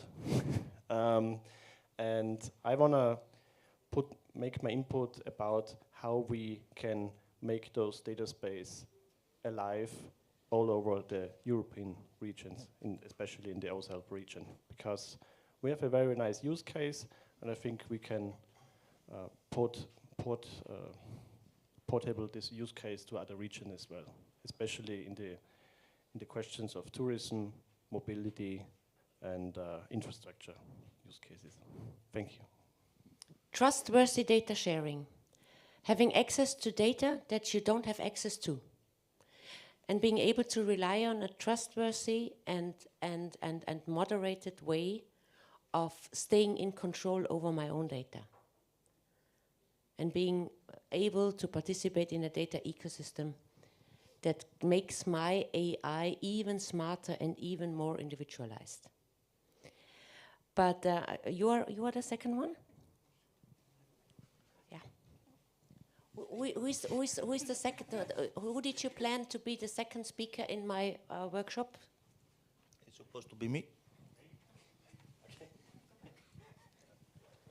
It's supposed to be me. Supposed to, Yeah. it's supposed to be you. So what is your topic? How can we integrate the data space idea into your world? Okay, so I'm in charge of an AI study for Action Group 5. So actually I'm collecting a list of AI projects that are developed within the Alpine regions. And obviously we know that AI is, as we already watched in the keynotes, is a transformative force in the Alpine environment. And in our study, we are focusing on tourism, sport, water management, and climate change. Because I think that in these areas, the Alpine region is very specific, while in the others, like public administration or public health, are less specific, but you can use AI solutions that are developed in other areas. And in the first studies, we have discovered that the adoption of AI in the Alpine region is in early stage. So we are not off-the-shelf solution, okay? And obviously, coming back to data, we can see that AI can be seen as a nucleus, and we have a lot of electrons that are flipping around the nucleus, and in Europe, these electrons are many acts that have been delivered by the European Union that are controlling, let's say, the usage of data, the use of application, the interoperability, the risks, and so on and so forth. And therefore, we have to be aware that we have to keep these electrons in a good state, because otherwise we are having a nuclear reaction and everything will explode, okay?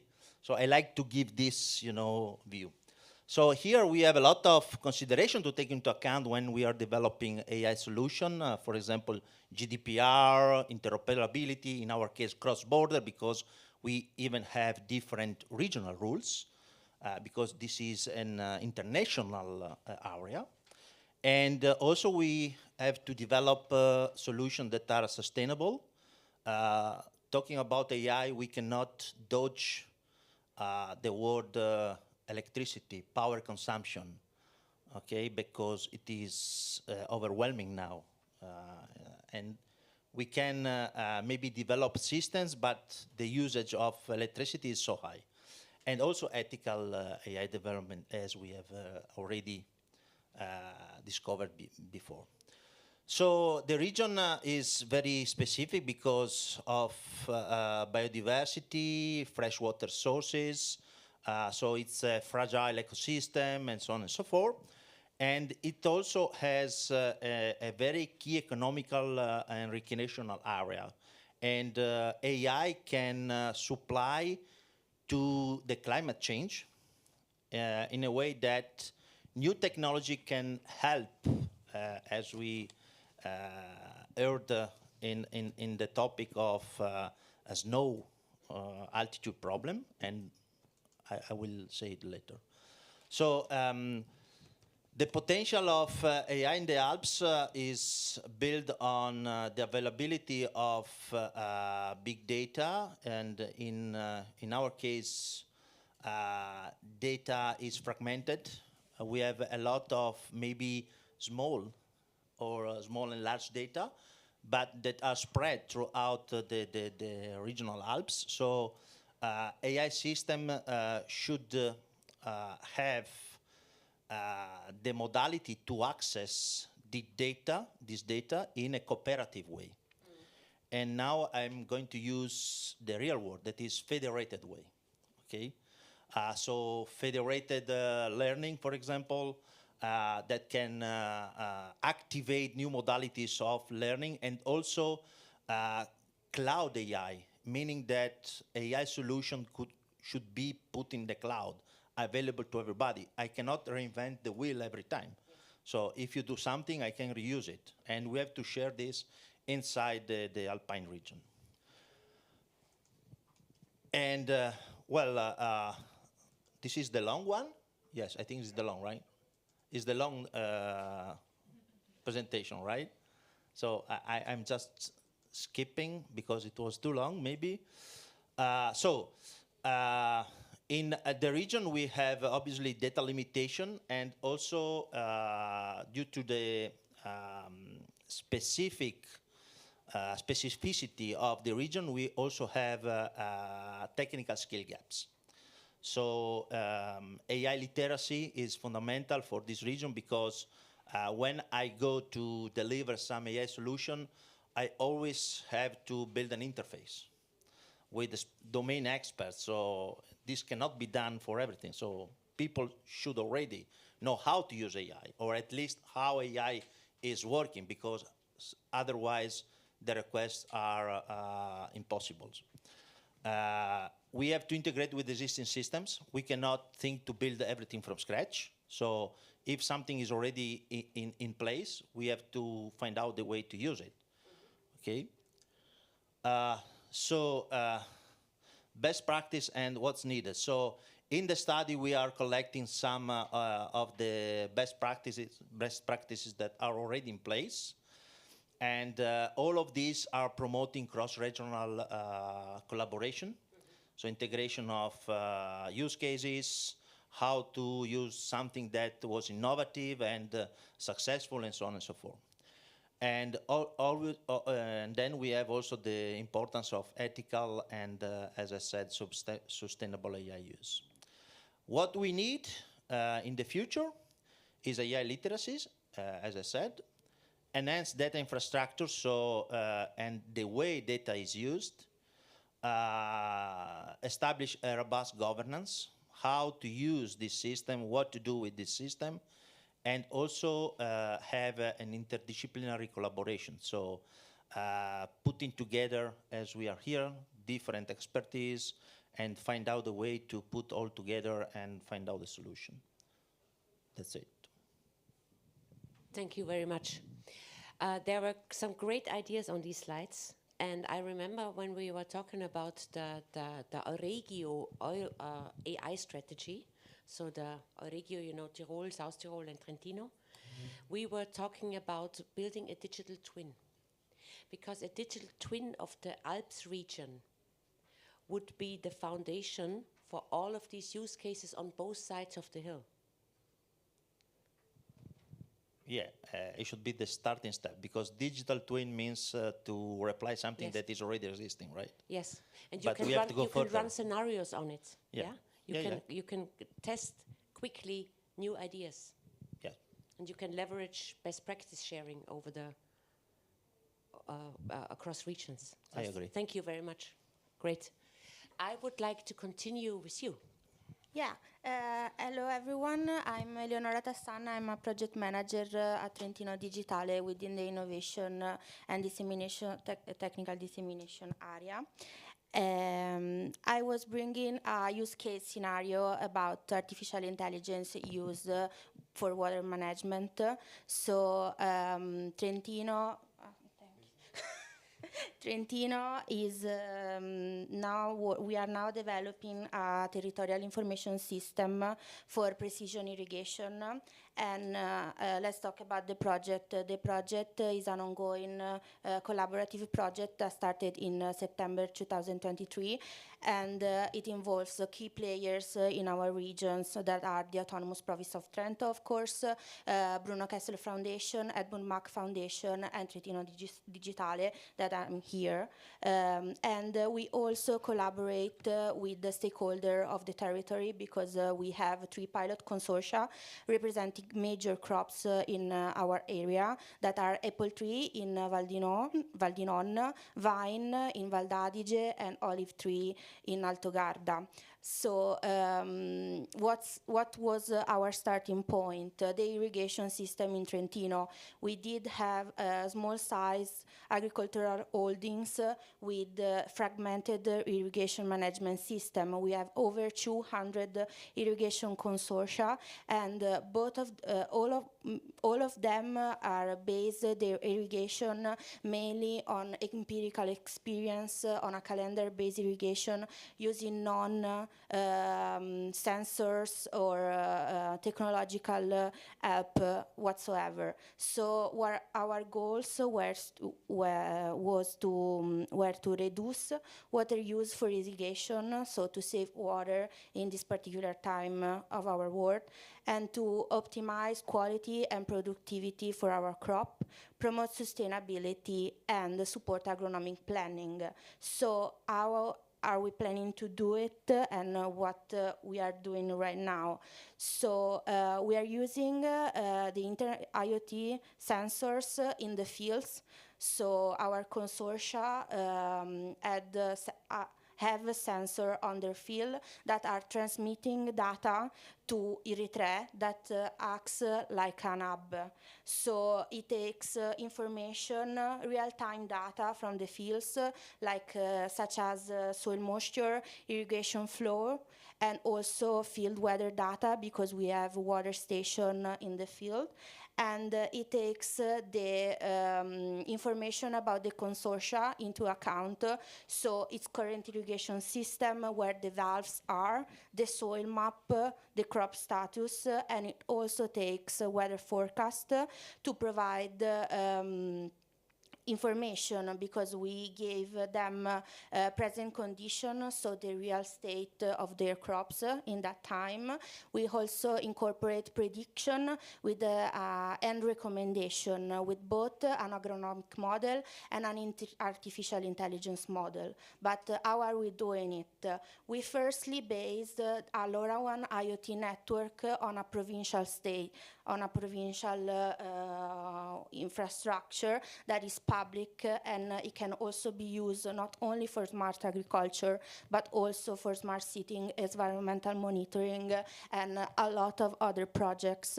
And it is designed especially for IoT application, so it has low energy consumptions. And as Trentino Digitale, we are installing gateway LoRaWAN in toll halls, town halls, hospitals, tower, fire station, library, everywhere we can, basically, to provide a reliable provincial network that is public and accessible to all. And also we have the true recommendation model I was saying about that our partners are responsible for. So the agronomic model is developed by the Edmund Mack Foundation, and it is a traditional physical model that is called SWAB, that means soil, water, advanced budget and taking into account the phenology of the plant, the soil, the irrigation. It gives you an irrigation advice up to 3 days in the future. And then we have an AI model that is developed by the Bruno Kessler Foundation, and it's data-driven AI algorithms that take real data from the tensiometer, so sensors, irrigation, and past climatic information to give you a soil moisture forecast for up to 5 days ahead. So to say the humidity of the soil in that time. And what are we doing now? Where are we? We are developing the public territorial information system that basically is a web platform that the consortia will use. And we are integrating the different technologies, so the two recommendation model and the LoRaWAN network using standard and interoperable protocols.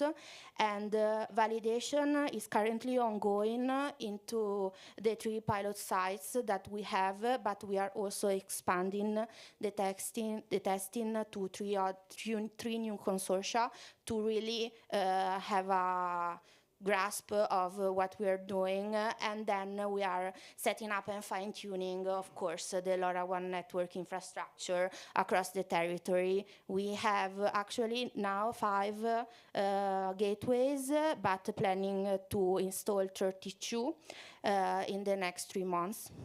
So it's an ongoing process, of course, and our ultimate goal is opening the platform to everyone to improve and enhance water efficiency. So irrigate when and how much is needed, and not based on empirical experience.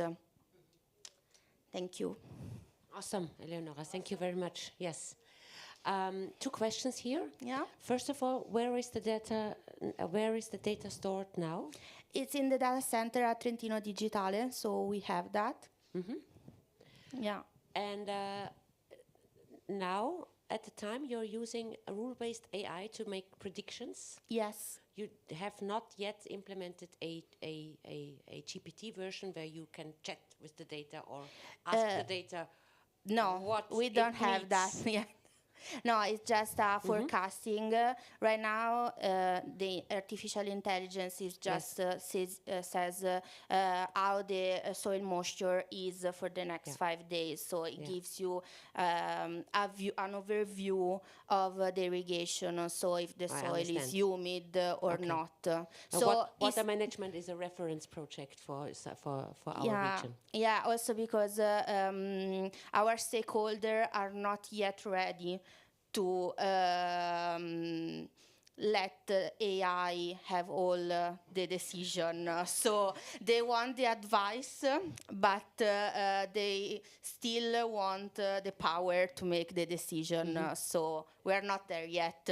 We are trying to. We're working on it. Yeah. Okay, you prepared the data space case study? Do I have that right in mind? I did the water management on the water management, the collaborative, trustworthy AI stuff. Yeah. Do you want to continue? Yes, I can continue. Yes. Please. So thank you, Eleonora. You're welcome. Alexander Valentinic, the presentation. So I'm talking about sustainable water management with multi-stakeholder engagement. So my basic is collaborative, trustworthy AI.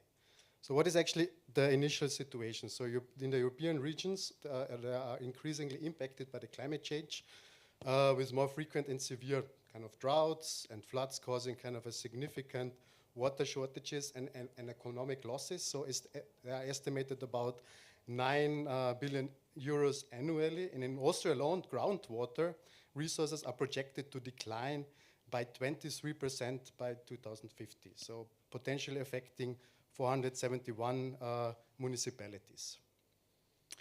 Water is actually it's an irreplaceable resource, essential for life, health, the agriculture, and also in the industry. So as climate change kind of accelerates, its also impact and water system is becoming increasingly kind of severe, kind of demanding a sensible, a forward-looking kind of solution. So sustainable water management must be actually grounded in 4 kind of key principles. So that is economically efficient, socially equitable, and also ecological, and also kind of customer friendly. So what is actually the motivation?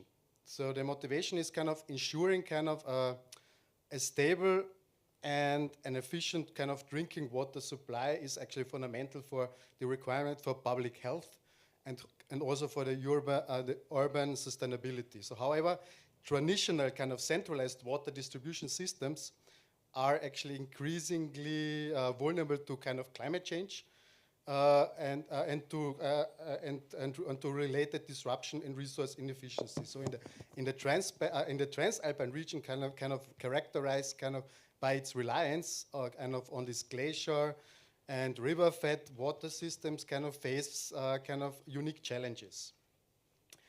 And decentralized water grids kind of offer kind of a resilient and solution by enabling fixable and localized control access across the alpine and trans kind of national regions. So to address this growing complexity of water distribution, there's a kind of a pressing need for kind of intelligent, collaborative, and kind of transparent systems. So they are kind of we need kind of AI driven kind of predictive analytics can kind of help prevent the losses by and also kind of by detecting kind of inefficiencies and also kind of the failures before kind of they escalate, and also kind of a secure AI powered data spaces to foster kind of this cross regional collaboration while ensuring kind of this data privacy. And these digital twins enable kind of real-time kind of simulations, kind of that support the towards smarter and more adaptive decision making. So we need to deploy kind of IoT infrastructure, what we already heard before, to feed the digital twin with kind of real-time data, in general, demand, flow, temperature, conductivity, turbidity, by using kind of these data loggers and specifically through kind of this narrowband IoT kind of data can then be transmitted over kind of long distances to kind of secure to kind of a secure cloud with minimal energy, and then we make kind of a cost, and this makes actually the system kind of cost effective and reliable, and also allowing kind of a seamless integration from multiple data sources for such a transnational collaboration. And we need such a framework that allows kind of for collaborative learning and also kind of a distributed and private water system data is required while ensuring kind of this privacy, the robustness, the explainability, and also kind of the computational efficiency is also really important. So we need to kind of combine decentralized water grids, digital twins, and also data spaces, and also trustworthy collaborative AI.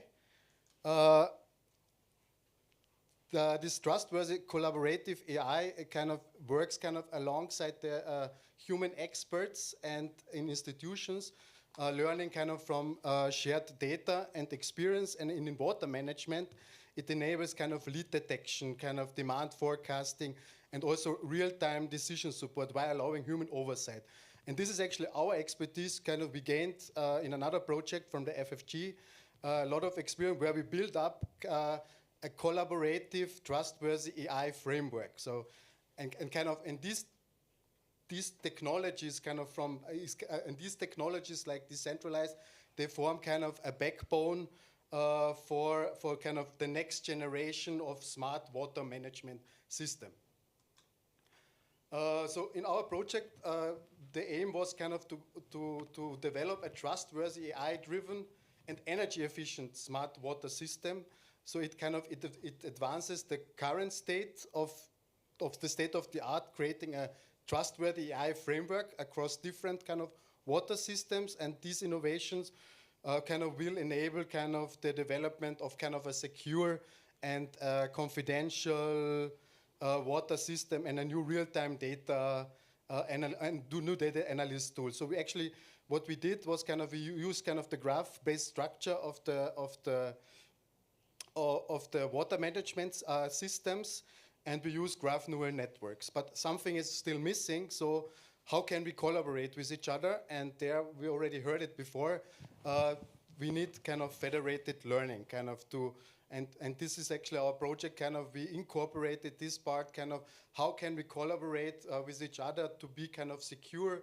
confidential, because the data is anyway distributed, and we have to build kind of the trust among these municipalities, and so that's why we incorporated kind of federated learning. It is a technology enabler. There's still other, what we already heard from you, kind of the ethics part and all this stuff is still ongoing, but this is a technical thing. How can we actually gain the trust of the municipalities, of all the companies, also companies working together?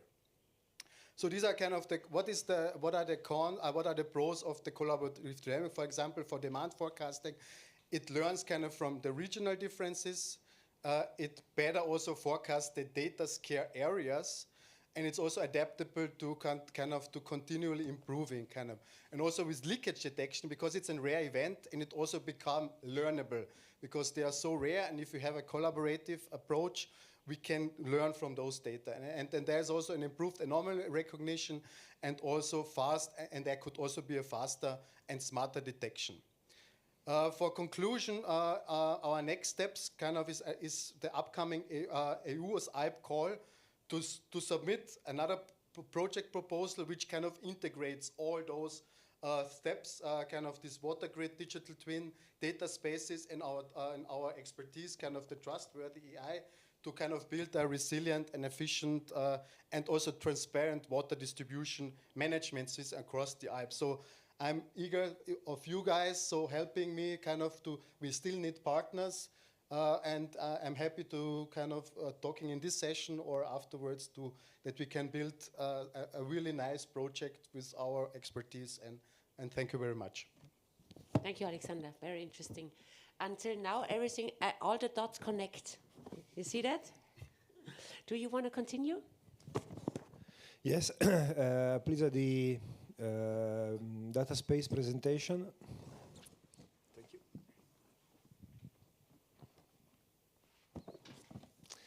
you. While the presentation has been presented. Did you know that clear water is the goal #1 of the Agenda 2030?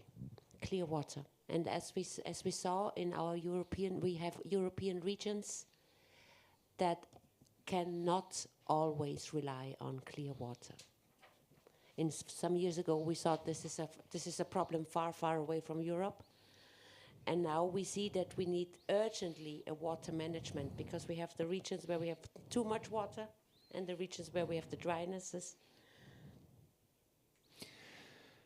But anyway, this study is also involved a study on water, because this is the complementary study from AG2 to the one issued by AG5 on artificial intelligence. In this case, we are delving into data spaces and looking at data spaces that are supported at a European level as a new concrete way to promote a form of collaboration between public, private, and research organization. And as I was saying, we delved into two kinds of experiences on water management and on mass intended as manufacturing as a service. The study is mainly composed, and the study is, by the way, nearly done. We are just, let's say, putting up all the graphic and the logos. So in the upcoming days, it will be shared with the AG2 and AG5 partners that will make it available. So how the study is composed? The study is composed mainly on 3 deliverables. The first one are the data strategization, valorization strategies. So it was to set up the tone, to look at what are the actual platform, the actual ecosystem, and how data are stored, how data are shared, in order to pave the way, in order to, let's say, validate the need to invest and to research on data spaces. Then, and by the way, in the first deliverable, we also look at the 2 different experiences. One was on a digital twin, the other one completely different on a mass platform that are being currently developed in Turin. So 2 different ways to manage data and to search and discover business model and value on this data. The second deliverable, it's on data spaces. Data space is a really complex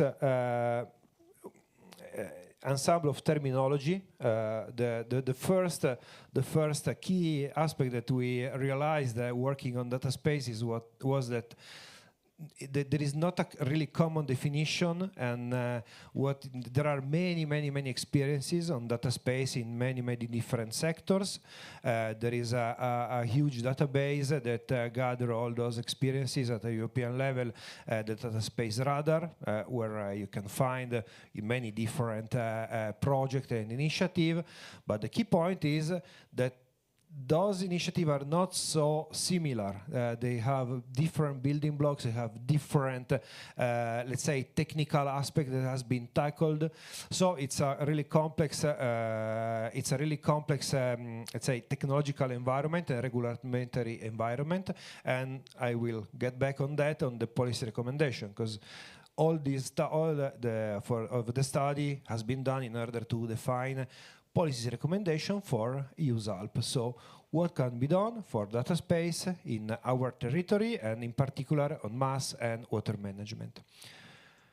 So, as I was saying, I have one question. Could you go back one slide, please? Yep. So, when you were focusing on data spaces, did you focus on all the possible definitions on data spaces, or did you focus in the end on the EU data space architecture? Because this one is really clear. But everyone, I know everyone's talking about data spaces, and everyone has another imagination in his head. Yeah, we at the list we use the Data Space Alliance definition, and setting up all the 2 different classes, the business side and the technical side, with the 6 columns. So on the business side, the value of the data, the regulatory aspect, the trust that has to be built on data spaces, and the technical aspect is how to assess data, how to valorize the data, and how to make the data interoperable between different organizations. I forgot to say that it was not just a desk analysis, this second deliverable. It was an analysis that was based on experiences in order to gather, let's say, real experiences of what is the actual and current state of the art, where are we, what are the technical issues, what are the let's say the condition to be that has to be available in order for the data space to evolve.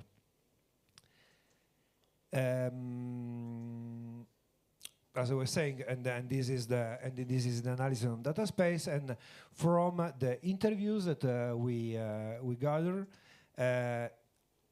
we defined a set of policies.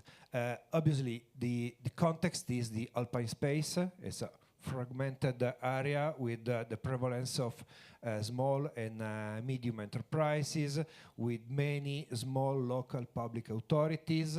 So we are in a very different context from where the data space are currently being defined, where large organizations, large public authorities, research organizations are investing in defining and setting up let's say the layer needed for the development. So we have to look at those experiences. The professor was saying we don't have to reinvent the wheel. Definitely, we don't have to reinvent the wheel in the data space, let's say, sector. We have to look for the experiences and gather those technological discoveries, make them ours, and build on that experiences on those platforms with the social and economical context that we have in the Alpine Arc.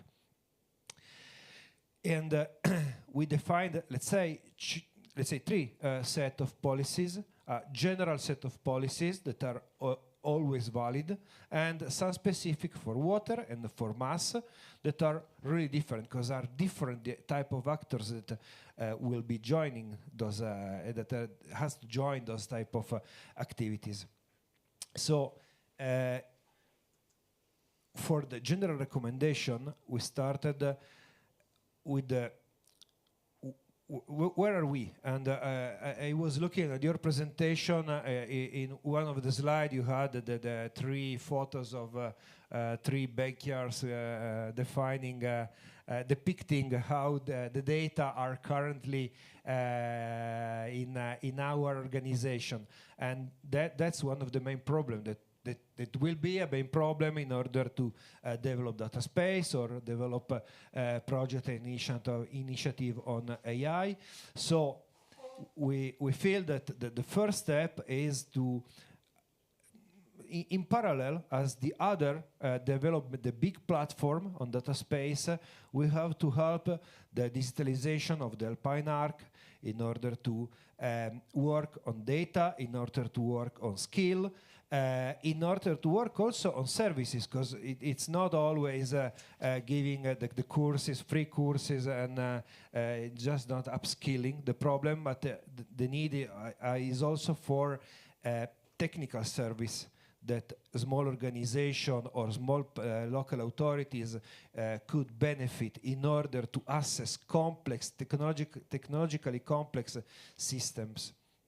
And in that way, there are already experiences. We have the Digital Innovation Hub, the keynote before your keynote was saying there are these opportunities. So in many cases, they are also free. So we have just to, let's say, define what is needed in order to build also trust, because there is a factor of trust in the water management, as you were saying, but it's even greater, the trust factor for the manufacturing activities. So the small and medium enterprises that has those data, they are their value. How can they trust sharing those value in the platform?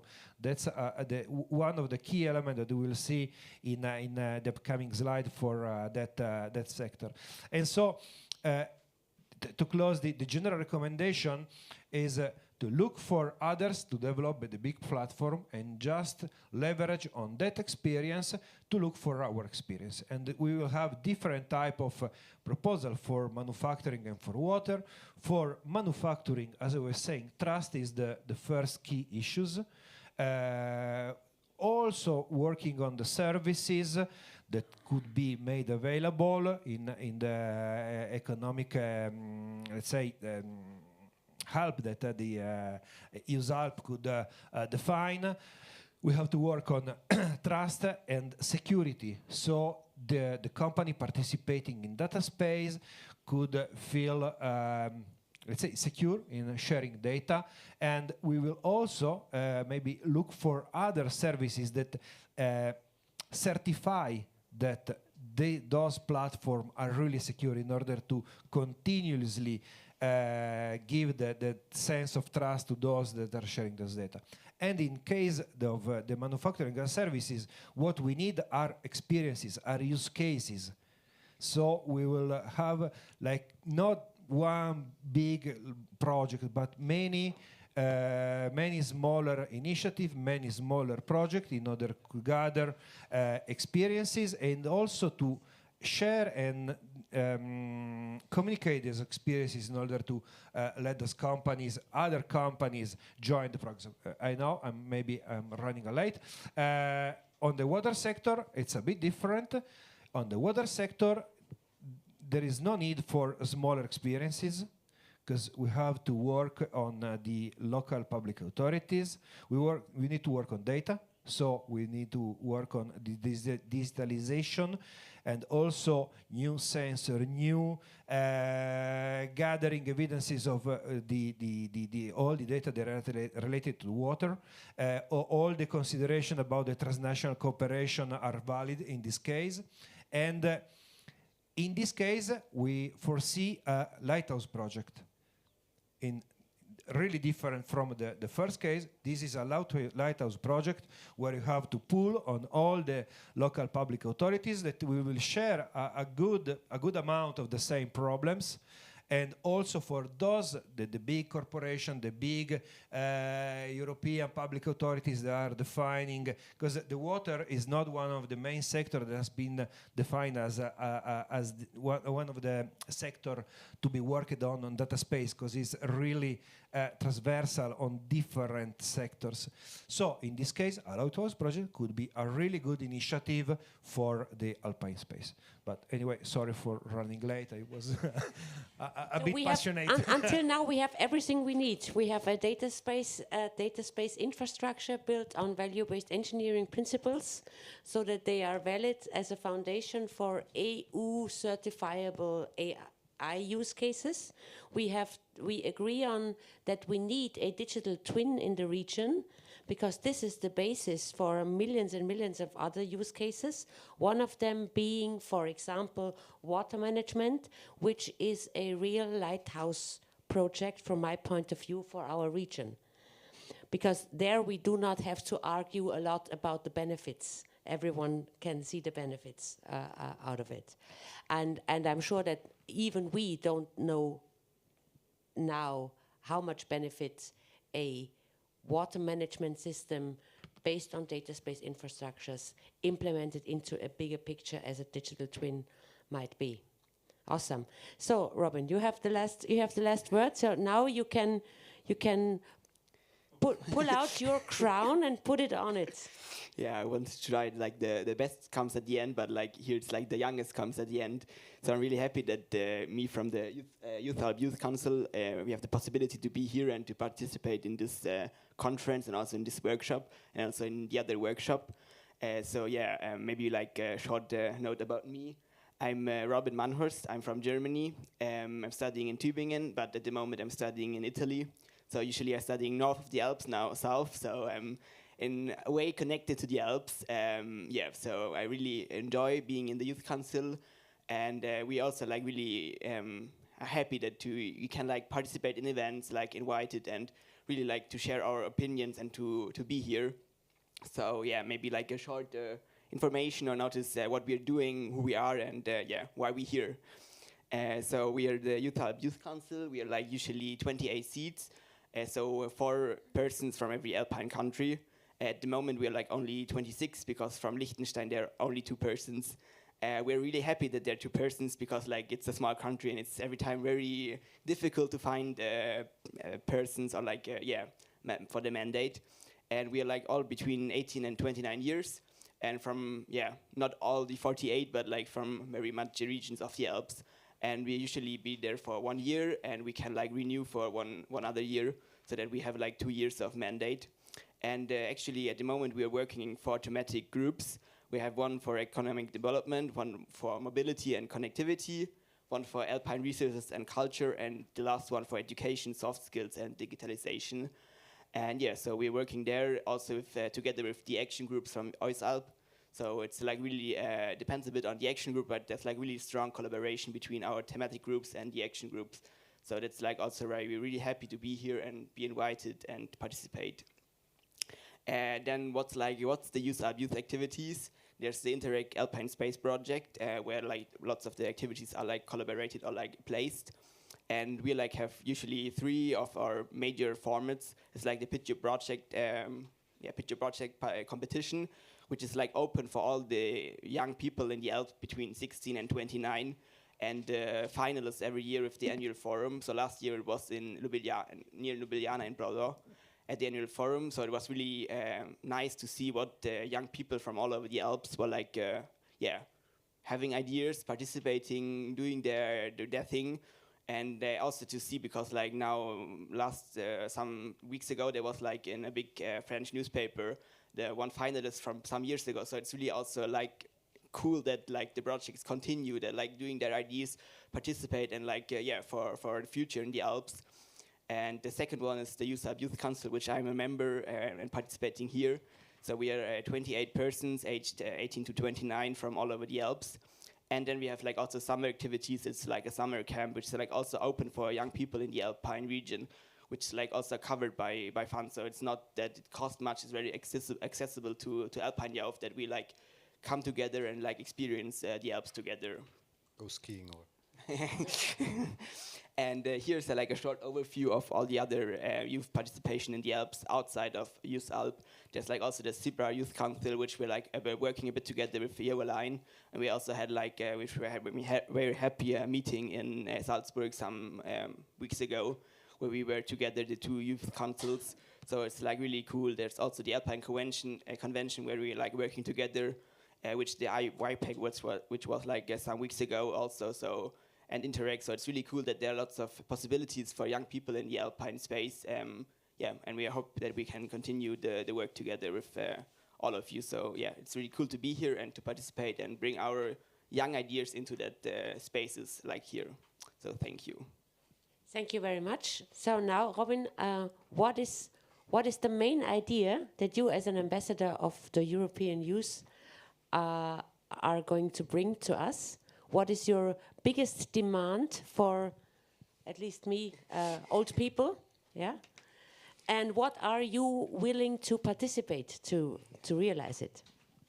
I guess for like the young perspective, also for like my university as perspective, it's like really like the way, what skills do we need to develop, or what skills do we also like, maybe like we as a young generation already have, because we grew up with the social media, with all the smartphones and stuff. Like it's not that we need to learn it, like we learned it time by time when we grew up. So maybe like there's also like some skills we already developed through our education or through our growing up. So like these skills that we have developed or I need to develop, how we can bring them in, or which skills do we need to like participate in the future? Because like when I think about myself, like I'm young. There's like a lot before me. There's like the future. So like what do I need to bring for the future to like have a good life in the Alps, to like sum it a bit up? Yeah. So that's like a question for me from the youth, for like to you older people, to say it like that. Yeah. So how can we participate? Skill number 1 to all the young people in here. Yeah. Learn how to speak AI.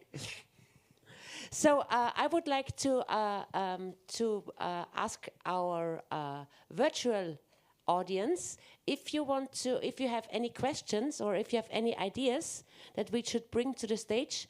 Please type it into the. I guess there must be a chat window, and my friends back there are going to read it to me then, I guess.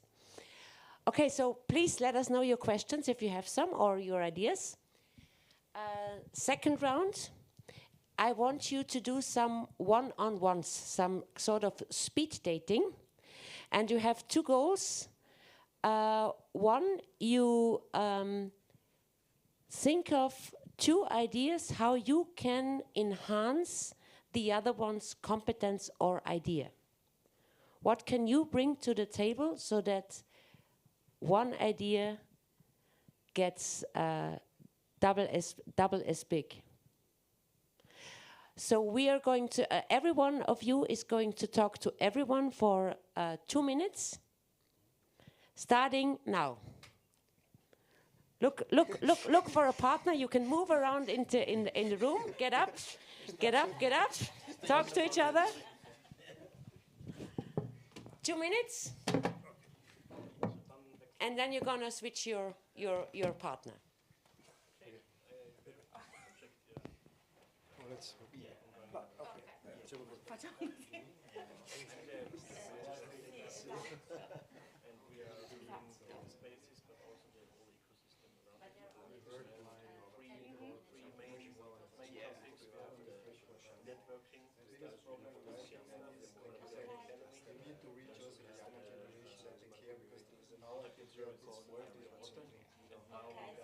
Because people don't know that what goes even in the Alps is getting scarce and everything. So I think social media could help in that kind of regard, or how to can trust or they need to change kind of a bit of the behavior of how to use toilets, how to use showers, and how to use that. So this is what I think to enhance kind of how to improve what my skills is important because like we are like you see that like in other countries far away there's a problem to watch, but like we don't think about ourselves. So finish your sentence and switch partner. No, we just started. We haven't started yet. Ideas on your mind. So before, asking us what we can do. No, it's speed dating. We only have 2 minutes.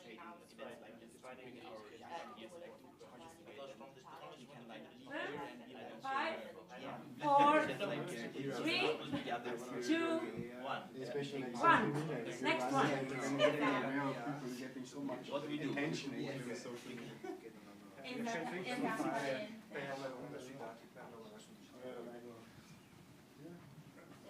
I already did him. I already did here. Do another one. Hi. Yeah. Yeah, okay. What? Okay, we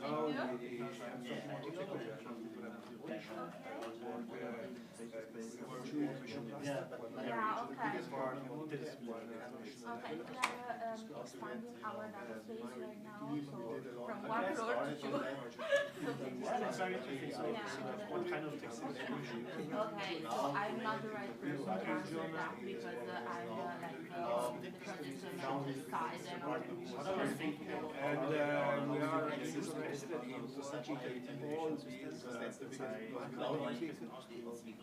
because there's no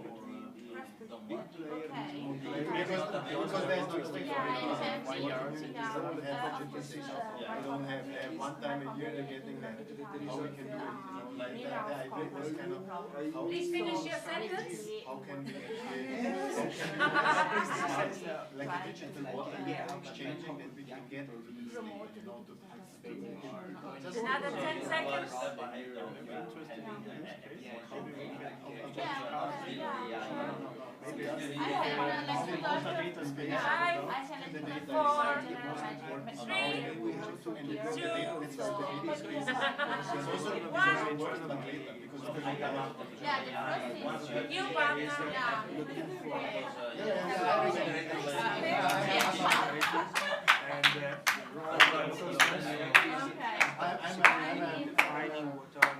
Strategies, what are the 2 minutes are really and like I'm afraid now, it's also technological.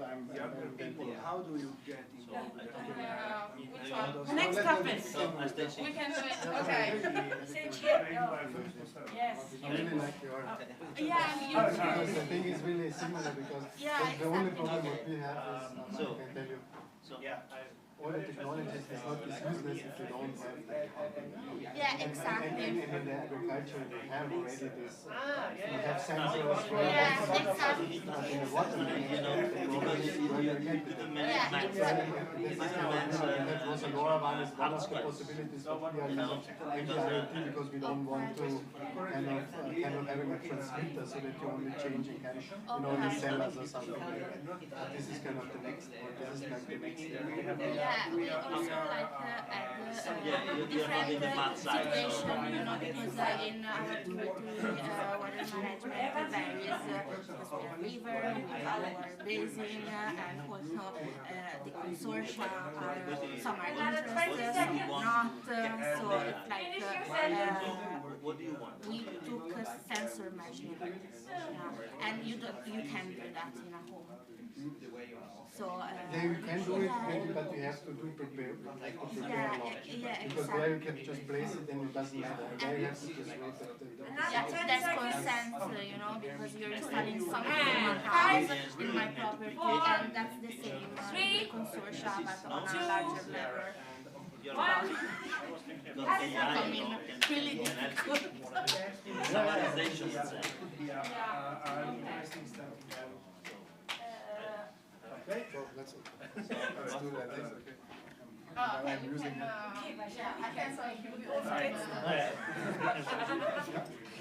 Okay, so that's good. Yeah, I really was interested in your question, like at the end, because feeling that I'm 27, so I don't know what I'm doing here. Like topic management project and stuff. And I started working for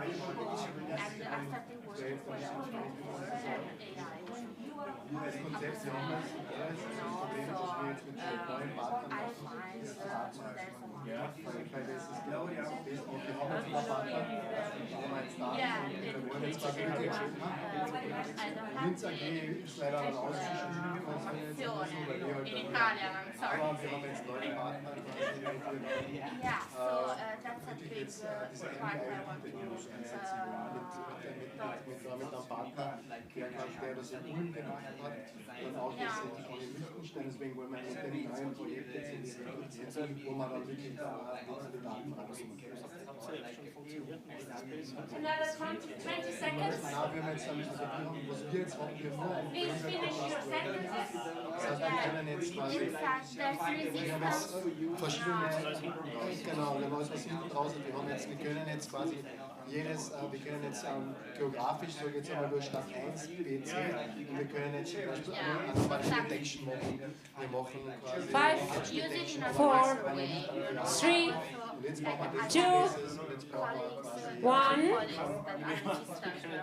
Thank you. Und aus. Aus. Aus. Aus, aus, aus. Okay. So we have 6 o'clock sharp.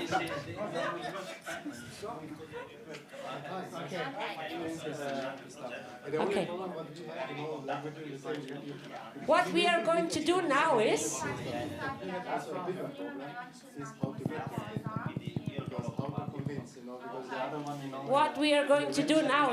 what we all are going to do now is all of us. Huh? Noch eine Runde? Das gibt's ja nicht. 1, 2, 3 copies. 4 rounds. Okay. Go for it. No one's listening to me anyhow. One of the goals we have is working with the local public authorities because they are competencies so we have already right before that meeting I had this contact with Lienz, who are actually distributing for that area. They are really interested in that project. I think that we can, because we are working with all the Piedmont region, with the local authorities, we interviewed more than 100 small public authorities. So, let's say, set up please finish your sentences. identify local communities. Let's go to round 3 because we're running out of time a little bit. There was some freaky keynote speaker before who spoke much longer than it was planned.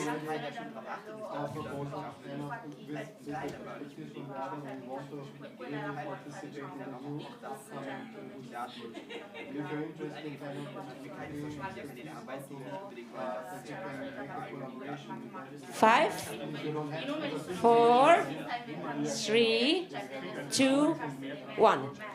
Okay, I can see there are lots and lots of ideas. Please, do not forget about your ideas. What we are trying now is the so-called fishbowl mode, to integrate our audience a little bit. So one of you starts saying the best ideas that you just got when discussing with each other or with listening to the presentations of your peers. And then you hand over the word to someone sitting in the audience. Someone sitting in the audience is coming to the stage, giving the ball to someone else, telling about ideas or about what you would love to see on top in this idea, and so on. And you hand over the ball to somebody else. So who wants to start? Who's got the greatest idea from the discussion? Okay, Fritz, thank you for volunteering. Okay. Okay. I was thinking about, when I heard those presentations and now those very, very, very short discussions, we should talk about water data space in the whole OSALP region, including federated learning exchange systems, something like that, yeah? We should talk about technical layers, also about organizational layers, how do we exchange best cases and worst cases also, and also how we could learn from each other, and also including the youth, because we're building it for them. Yeah. Okay. Who do you want to address in the audience? Who is eager to talk? Thank you very much, because I will take the opportunity to say that this kind of goal, so to scale it at the USALP level, I think it's one of the key messages that is brought by today's work. So I think it's a very key point to scale and to have the trusted system at the USALP level. So for the present work, but also for the future generation. So I give back to Robin. Thanks a lot. Yeah, the discussions were very short, but also very interesting. And for me, it was like very interesting, or also like difficult to like find the way how we as a young generation could participate, but also like how, like for me, especially in the studies, like how could we like bring these new important technologies and stuff like into our studies, because I'm studying into becoming a teacher, and like from friends of my parents who are like already teachers, they tell me like, yeah, in school it's prohibited, like the using ChatGPT, using the stuff, but no, it's mandatory. Tell them. Yeah. Greetings from Sabine. It's mandatory. I will, but like the students are using it anyway, so we like need to find the ways how to use it in a good way, like to how to implement it in schools, in universities, like to use it in a way. Not like just like to prohibit, I don't know how to say it in English, or the Teppichkern, like to put it away. So like just Under like to implement it in a good way, to use it for the future, for our studies. And like I would have an additional idea, as you young people are always looking for projects and for sense-making projects in school. Maybe you could collaborate with the real-world projects, because as far as I know, they're all are always running out of resources, and they could use some help from passionate people who make something out of it in the studies. So please give the word to the audience. I want to have some critical questions from the audience, because this was too obvious. Data space, water management, data space, federated learning. Let's make it water space, data space. Haha. So okay, the next 5 ideas, please. So what is the audience saying? Who's eager to speak?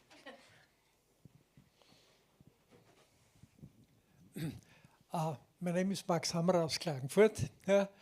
Water management is the platform for young people for artificial intelligence and digitalization in general. It's my information tool. Okay, I won't let you go so easy. So we have one great idea: water management, water data space for the Alps region, based on a digital twin.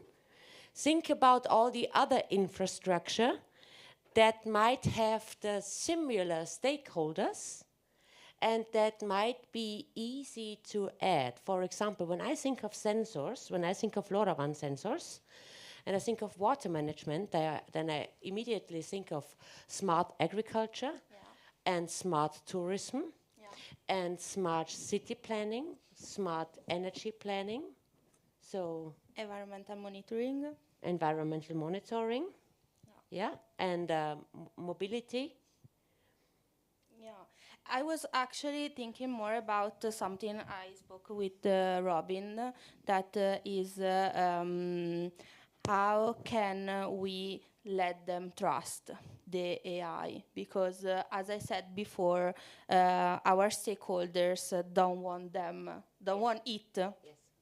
So let me tell you one thing. If we have to be honest with people, when we are talking about trustworthy AI, there is no trustworthy AI, because not even the AI researchers working on neural networks have full explainability on how these models make their decisions. Yeah, exactly. So when we are talking about building trust, then we have a technology that is fully biased coming to us, and we have to have the skills to recognize these biases and replace them with our own biases. And therefore we have to know what value system might be so core value that all the regions can agree to, that the public institutions can agree to, that the farmers can agree to, that the tourism people can agree to. But when you can explain it, this is the best way. How can you give the trust as well? So, for example, if you have explainable AI, so that means kind of that you know what is the, because the ChatGPT is now like a black box, but if you can explain, if you have this data and what is happening, then this is kind of the way how we should actually also kind of on the technical side. Of course, we have to also get the trust. For me, as a participant of a data-driven business model that is AI supported, for me are only two things important. One thing, what happens to my data? Yeah. Second thing, how can I get access to the data of somebody else without stealing it? Because maybe when we share our ideas, my idea gets even bigger. Okay? What does the audience say? I know that you have a smart idea. I can see it in your eyes. Come on.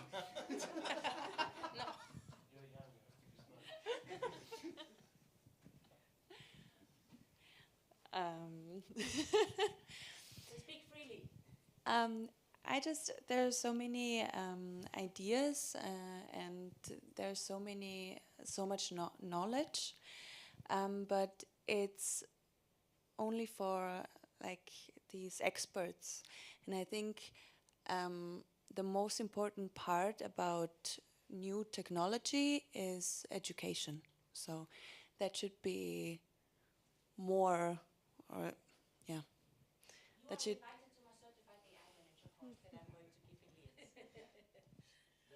Thank you. Give them a wish from your point of view. What should they do? You give courses and educate people, speak to people.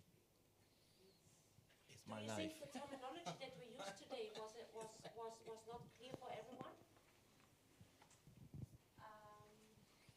I think you have to have a little bit of knowledge for these conversations, but I think it was very.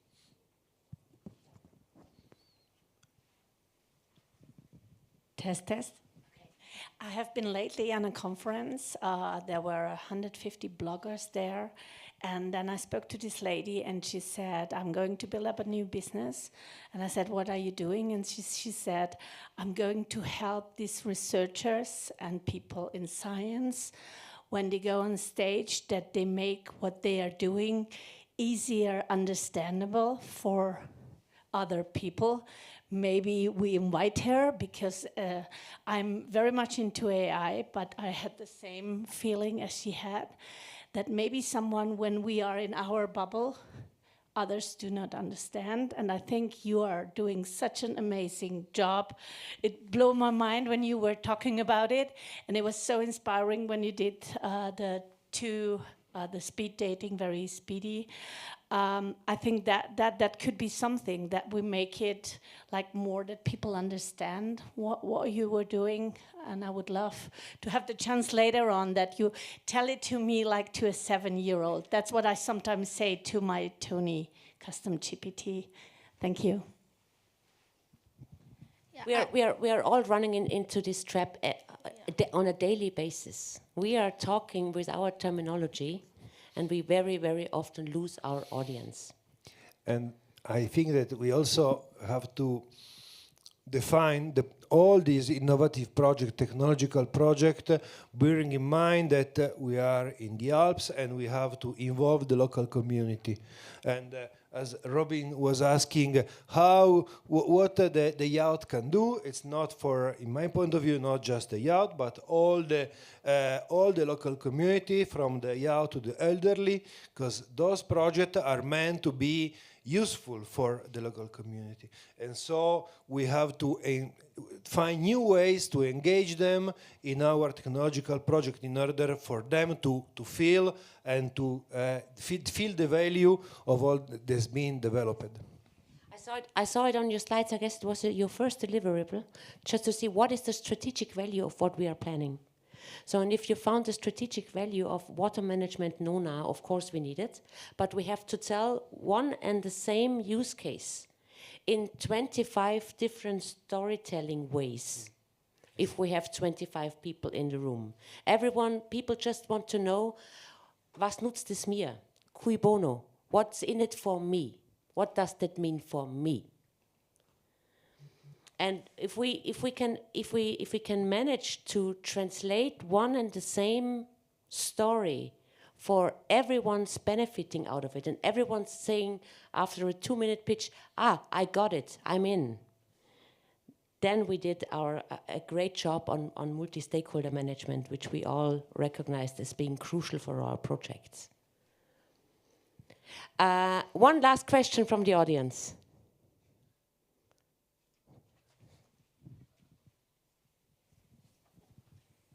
I think AI is a very wide field, and only with pilot projects and involve the public in these results. This is, I think, the figure for the future. And when I see you, all things, and the cooperation with Fachhochschulen and universities, and other institutions also, this is the figure. Not only to speak about AI, to give them feedback, what is the positive effect, the Mehrwert of the AI. It's the same. It's not a Krampus. Thank you. By the way, one of my favorite use cases when I interact with Antifonia, my custom GPT, is I give it different roles. Whenever I think I created a great strategy for someone, a great AI strategy, then I give it back to the custom GPT and I give it different roles. What might this stakeholder want to add to it? What might this one is going to criticize on my project idea? This is a great thinking exercise. One last word from someone of you. Afterwards, I'm going to sit in the panel and I'm going to tell what your ideas were. So if you do not find yourself in what I say, just listen and take some notes. One thing I can still tell is everything is actually useless if you don't have the data. So we need, that is also a critical point, especially in water management, is how to get good data to make water management. And this is kind of also a crucial part. We are ahead, but we also have to start from the bottom to start really, where do we get it? We get it from us, from as citizens, because it has to be implemented in the households and everything. So this is where it starts. So how we get actually the data, it's really the first step. We are already miles ahead, but if we don't have data, everything is useless what we are doing. So this is just one thing I wanted to... I just want to say something. First the audience. Sensors are the help to get data. Sensors everywhere. Yeah. No light bulb without We a have a lot sensor. of sensors, you know. Yeah, we are bionics almost. You know? No, I just wanted to, you know, to be provocative with the word explainable AI, you know, because now we are looking for explainability in AI, but do we have explainability in human beings? So why we are looking for explainability in AI when we do not have it for human beings? So when you are having a car accident, are you explaining why? So why you need buy an automotive? To a doctor, selecting a doctor, are you explaining why he is able to understand an MRI or a TSE? No. Why do you need it for an AI system?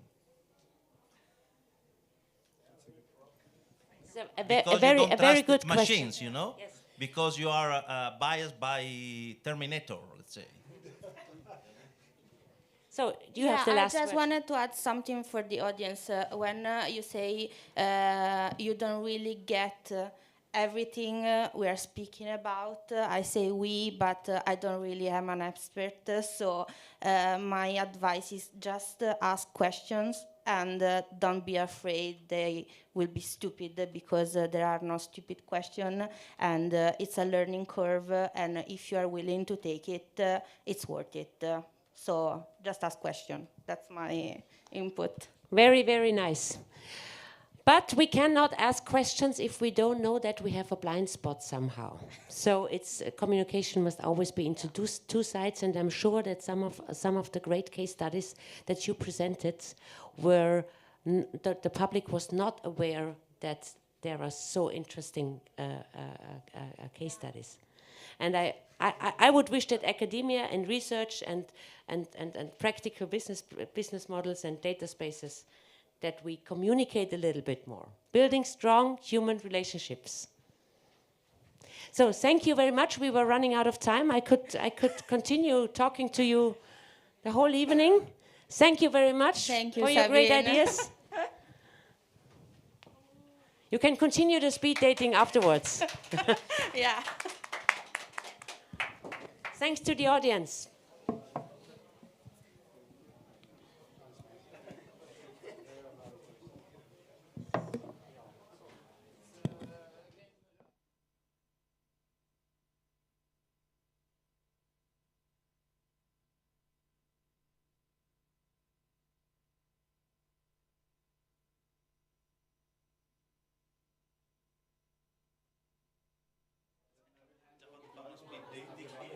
Yes, yes, but just yes, you have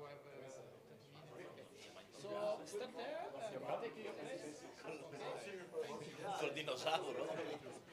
Take your place there. So you have different kind of feelings.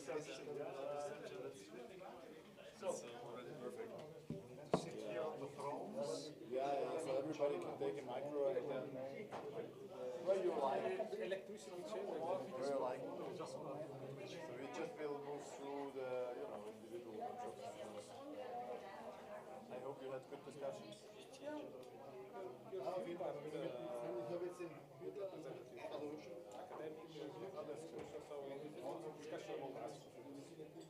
It's a working group. Yeah, it was a good chance to share experience, worries, visions. Already satisfied.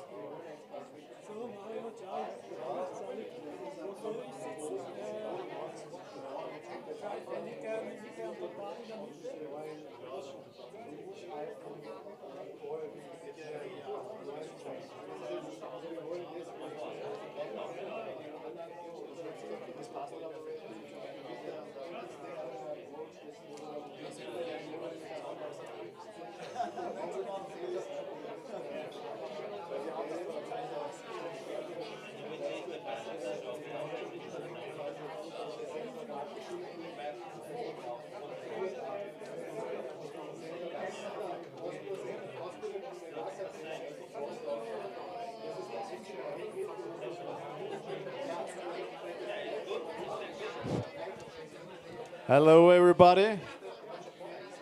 May I ask you to sit down so that we can go over to the workshop presentations? Sorry for interrupting all the very nice discussions.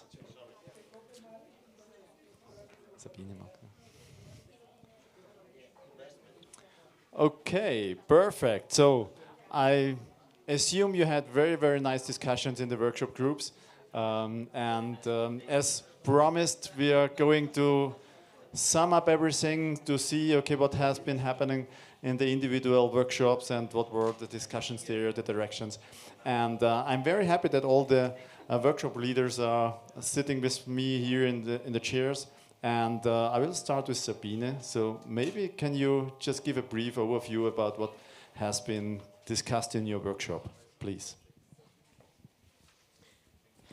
Yeah, we had a great discussion. The time was much too short for all our ideas, and of course it seems to be so obvious, but the basis and the foundation of everything we want to do in digitization, especially when it comes to AI, is data. Having access to the right data and having a possibility, an architecture, to share and combine data in a trustworthy way, in a way that we stay in control of our data, and so we can benefit and participate in other people's data without having to steal it. So data, a right, trustworthy framework that everyone can trust to share this data, and this is the basis and the foundation for value-based AI projects. And what we were discussing here was data stored in the European data space architecture. This is a special architecture that you find as well in the EU data strategy, as well as in the Austrian data strategy. Data space architecture, always please ask if somebody's telling you, talking to you about data spaces or data lakes or whatever, always ask what they are talking about. EU data spaces is a framework that is aligned with all the EU states, and there you know, here is my data, here am I always in control with my data, and I can also access to somebody else's data. And this is the foundation for my new AI business model or AI project idea.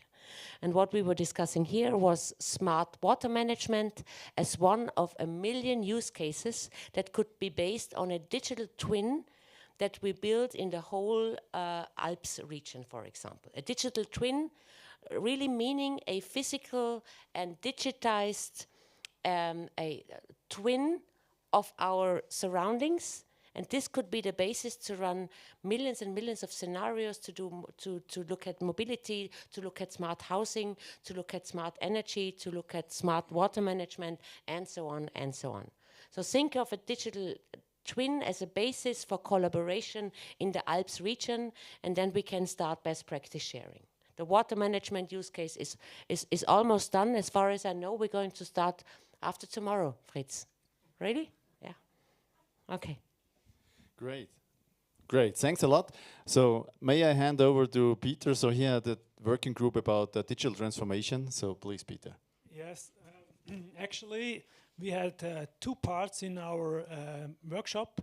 The first part were characterized by inputs from concrete pilot implementations, and the second part was characterized by policy aspects. We were there interviewing two representatives of macro-regional strategies, actually, and we were there looking for cooperation on a macro-regional level and policy uptake. So at the end, we could really say that with these presentations, we also saw and understand how smart transformation, how digitalization of rural areas can work. Is kind of a best practices. I just mention the major steps of kind of these pilot activities. We have the context assessment at the very beginning, then solution co-design, where we find together solutions, technological solutions, and non-technological solutions. So the Smart Villages approach is a combination of both aspects.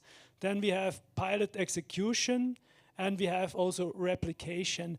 And these steps are defined and also tested by the Smart Era Horizon project, which is actually running at the moment. And we find, all of us, we found it a very good concept how this is working. Other aspects, of course, is data readiness also, data sovereignty and ownership. This is very important. Who owns the data? Who owns the infrastructure? Who can use it?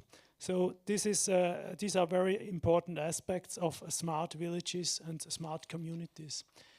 Then on the policy level, we saw, or we can say that there are different windows of opportunities where when we have to do lobbying and interventions. For example, we have now the multi-financial framework, multi-annual financial framework initiative at the moment running, and this is a window of opportunity to present our results on a policy level, to have an uptake on a policy level and a dissemination leverage. Then, of course, also the cohesion policy we have to support, and also the right to stay initiative with smart transition of rural areas. We are improving actually the living conditions in the rural areas, and we are supporting the right to stay to this population. So this from the policy aspects, and then then also the amendment from the USAP strategy.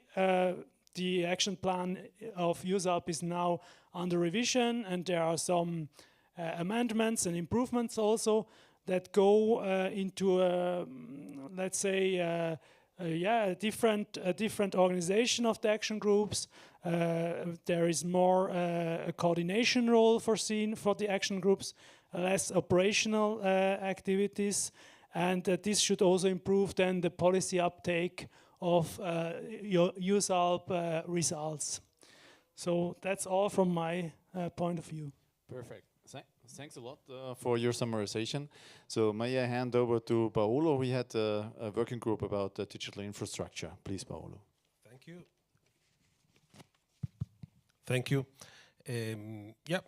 You already mentioned the data strategies. We started from an assumption that AI itself and smart services needs infrastructures, needs physical infrastructures for using them. Physical, mobile, fixed, etc., and need data centers, because you need a place where to store the data. You need a computational capacity. So without that infrastructure, you cannot have AI. You cannot have smart services, of course. In the last years, we're working on the first step, so we can name it enabling. We developed as an Alpine region new connectivity. I remember that in Courmayeur, YAF people asked for connectivity. I think that in these past years, something has been done from the fixed point of view, from the mobile point of view. The CEF program funded a lot of new infrastructure and new use cases in 5G for smart communities, and new mobile infrastructures. During our workshop, we also focused new networks like LoRa Wi-Fi as an enabling technology for IoT and civil protection detection of tourists. And this is also a key aspect for keeping jobs on the Alpine region. We already mentioned remote working, but also for safety. IoT, the Alpine region is very fragile. For rivers, for water management, and IoT can provide interesting data to be monitored, and maybe thanks to the AI to identify new risks.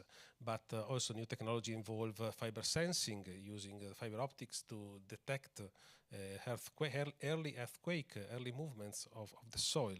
So the second step is securing, not after the enabling. So be more secure from the cyber point of view.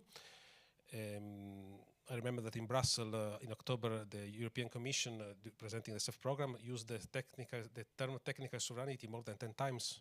So we have to develop new technical use cases with the new technology. We have to involve in data sovereignty to improve the resilience of our infrastructures. And also we were not so many people at the table, but most of us as an aura as a known public-owned infrastructure. So also the technical sovereignty passes from the owning of the infrastructures of the fiber optics from the public, because it is also that is the need to control. And about security, we also discussed about quantum communication, because it is an emerging technology which is already true. The network is already deployed. The nodes have to be implemented, have to be put in action, but the technology is just ready to industrial application. So it is a big step for securing the networks. And so just for concluding, in this way, so if we conclude the enabling step and we will make a secure infrastructure, we can activate the ecosystem for smart solution and for smart Alpine region. Thank you. Perfect. Thank you, Paolo, for summarizing that one. And finally, I can hand over to Gianluca, who had the discussion about open platforms. Gianluca, please. Yeah. Thank you very much. First of all, I'd like to thank the 6 fantastic speakers we had that definitely enabled us to discover hidden treasures, the hidden platforms in projects, in strategies, and so on and so forth. We have 5 main messages for USALP coming from our thematic workshop. The first one is secure political anchoring and commitment of the platform you are creating. If the platform is anchored and committed to regions, to AGs, to the USALP, then it can stay, it can be durable. We have several examples of platforms that were enabled by political commitment. The second is keep the platform participatory, open, and also open to collaborations with other platforms, other websites, also open to content sharing, to market sharing. So do not keep the platform isolated from the rest of the web and from the platforms that do something similar. The third message we have is keep the platform high quality. The platforms that were presented today were extremely high quality, dedicated to hydrogen technologies, to climate adaptation, to the water quality and temperature of lakes, to intangible heritage. They were extremely high quality, and they definitely excited the interest of researchers, of citizens, of users in general. So keep the platform high quality. The fourth message we have is have a platform that can be accessed at different levels. Some people might want to access a platform just to give a superficial glance, a quick response on a specific problem, but some other people would like to delve into details and go deeper and deeper and deeper. So keep the approach to the specific platform scalable with different levels, which is also very appealing most of the time. The fifth message comes from young people in particular, from the Youth Council, is create platforms that are made by people who use them. So platforms made by young people are more likely to be used by young people. Platforms made by elderly people like myself might not be so appealing to young people, for example. On the same level, platforms made and created by researchers are more likely to be used by researchers. Platforms made by policymakers are more likely to be used by policymakers. This also is linked to what we were discussing before, so scalable use of platform. So yeah, 5 messages for you, USALP and AGs from Thematic Workshop 4. Thank you. Perfect. thanks a lot for summarization of all these wonderful workshops. So I want, before I can hand over to Carlo, I want to give us, for you, the perfect participation in the workshops and in this event, and also for the workshop leaders, some big applause for this very, very successful day. Congratulations. Perfect. Thank you. Perfect, thank you. So finally, Carlo, it's your turn, and you can finally close this wonderful event and have some brief overview about the next steps. Carlo, So thank you. We arrived at the conclusion way ahead of this first day. So first of all, let me thank you, Professor Dollar, to be our guide today. To thank you all the politicians and the institutional representatives to give us a view on the needs of the priorities of the Alpine territories. Of course, thank you to the keynote speakers because they had so inspiring. So we very appreciated your intervention. All the workshop moderator for your hard work and your perfect summary. Now, for all the participants for your contribution. And of course, last but not least, let me thank you also for the people that worked for the organization of this 2025 edition, and also from the staff of Grand Hotel of Lienz that supported us so well. About the way ahead, I will start with key message is all the material of the event will be available on the website of Digital Alps Conference, so we will inform you. And of course, the most important thing that all the today work, all the result, all the discussion will be brought to the attention of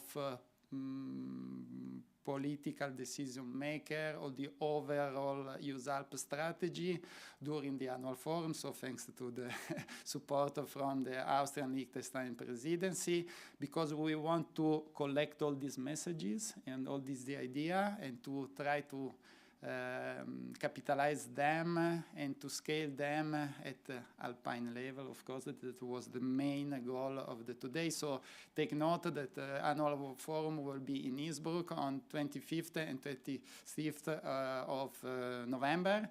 And of course, you are already all invited for the next edition, the 2026 edition of the Digital Alps Conference that will be during the German presidency, or the new presidency, because it's changing presidency.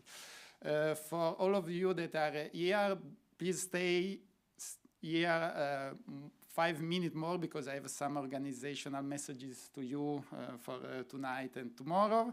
And so for all the other,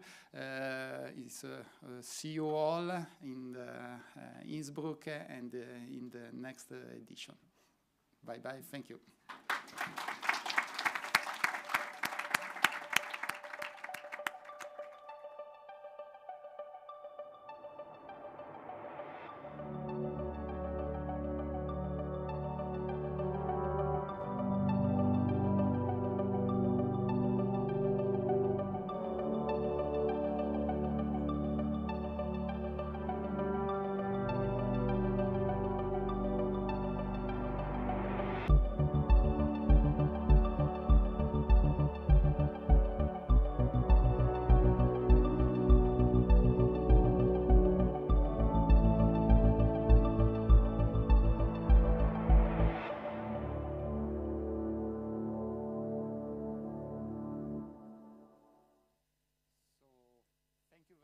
Again, for information, organizational information.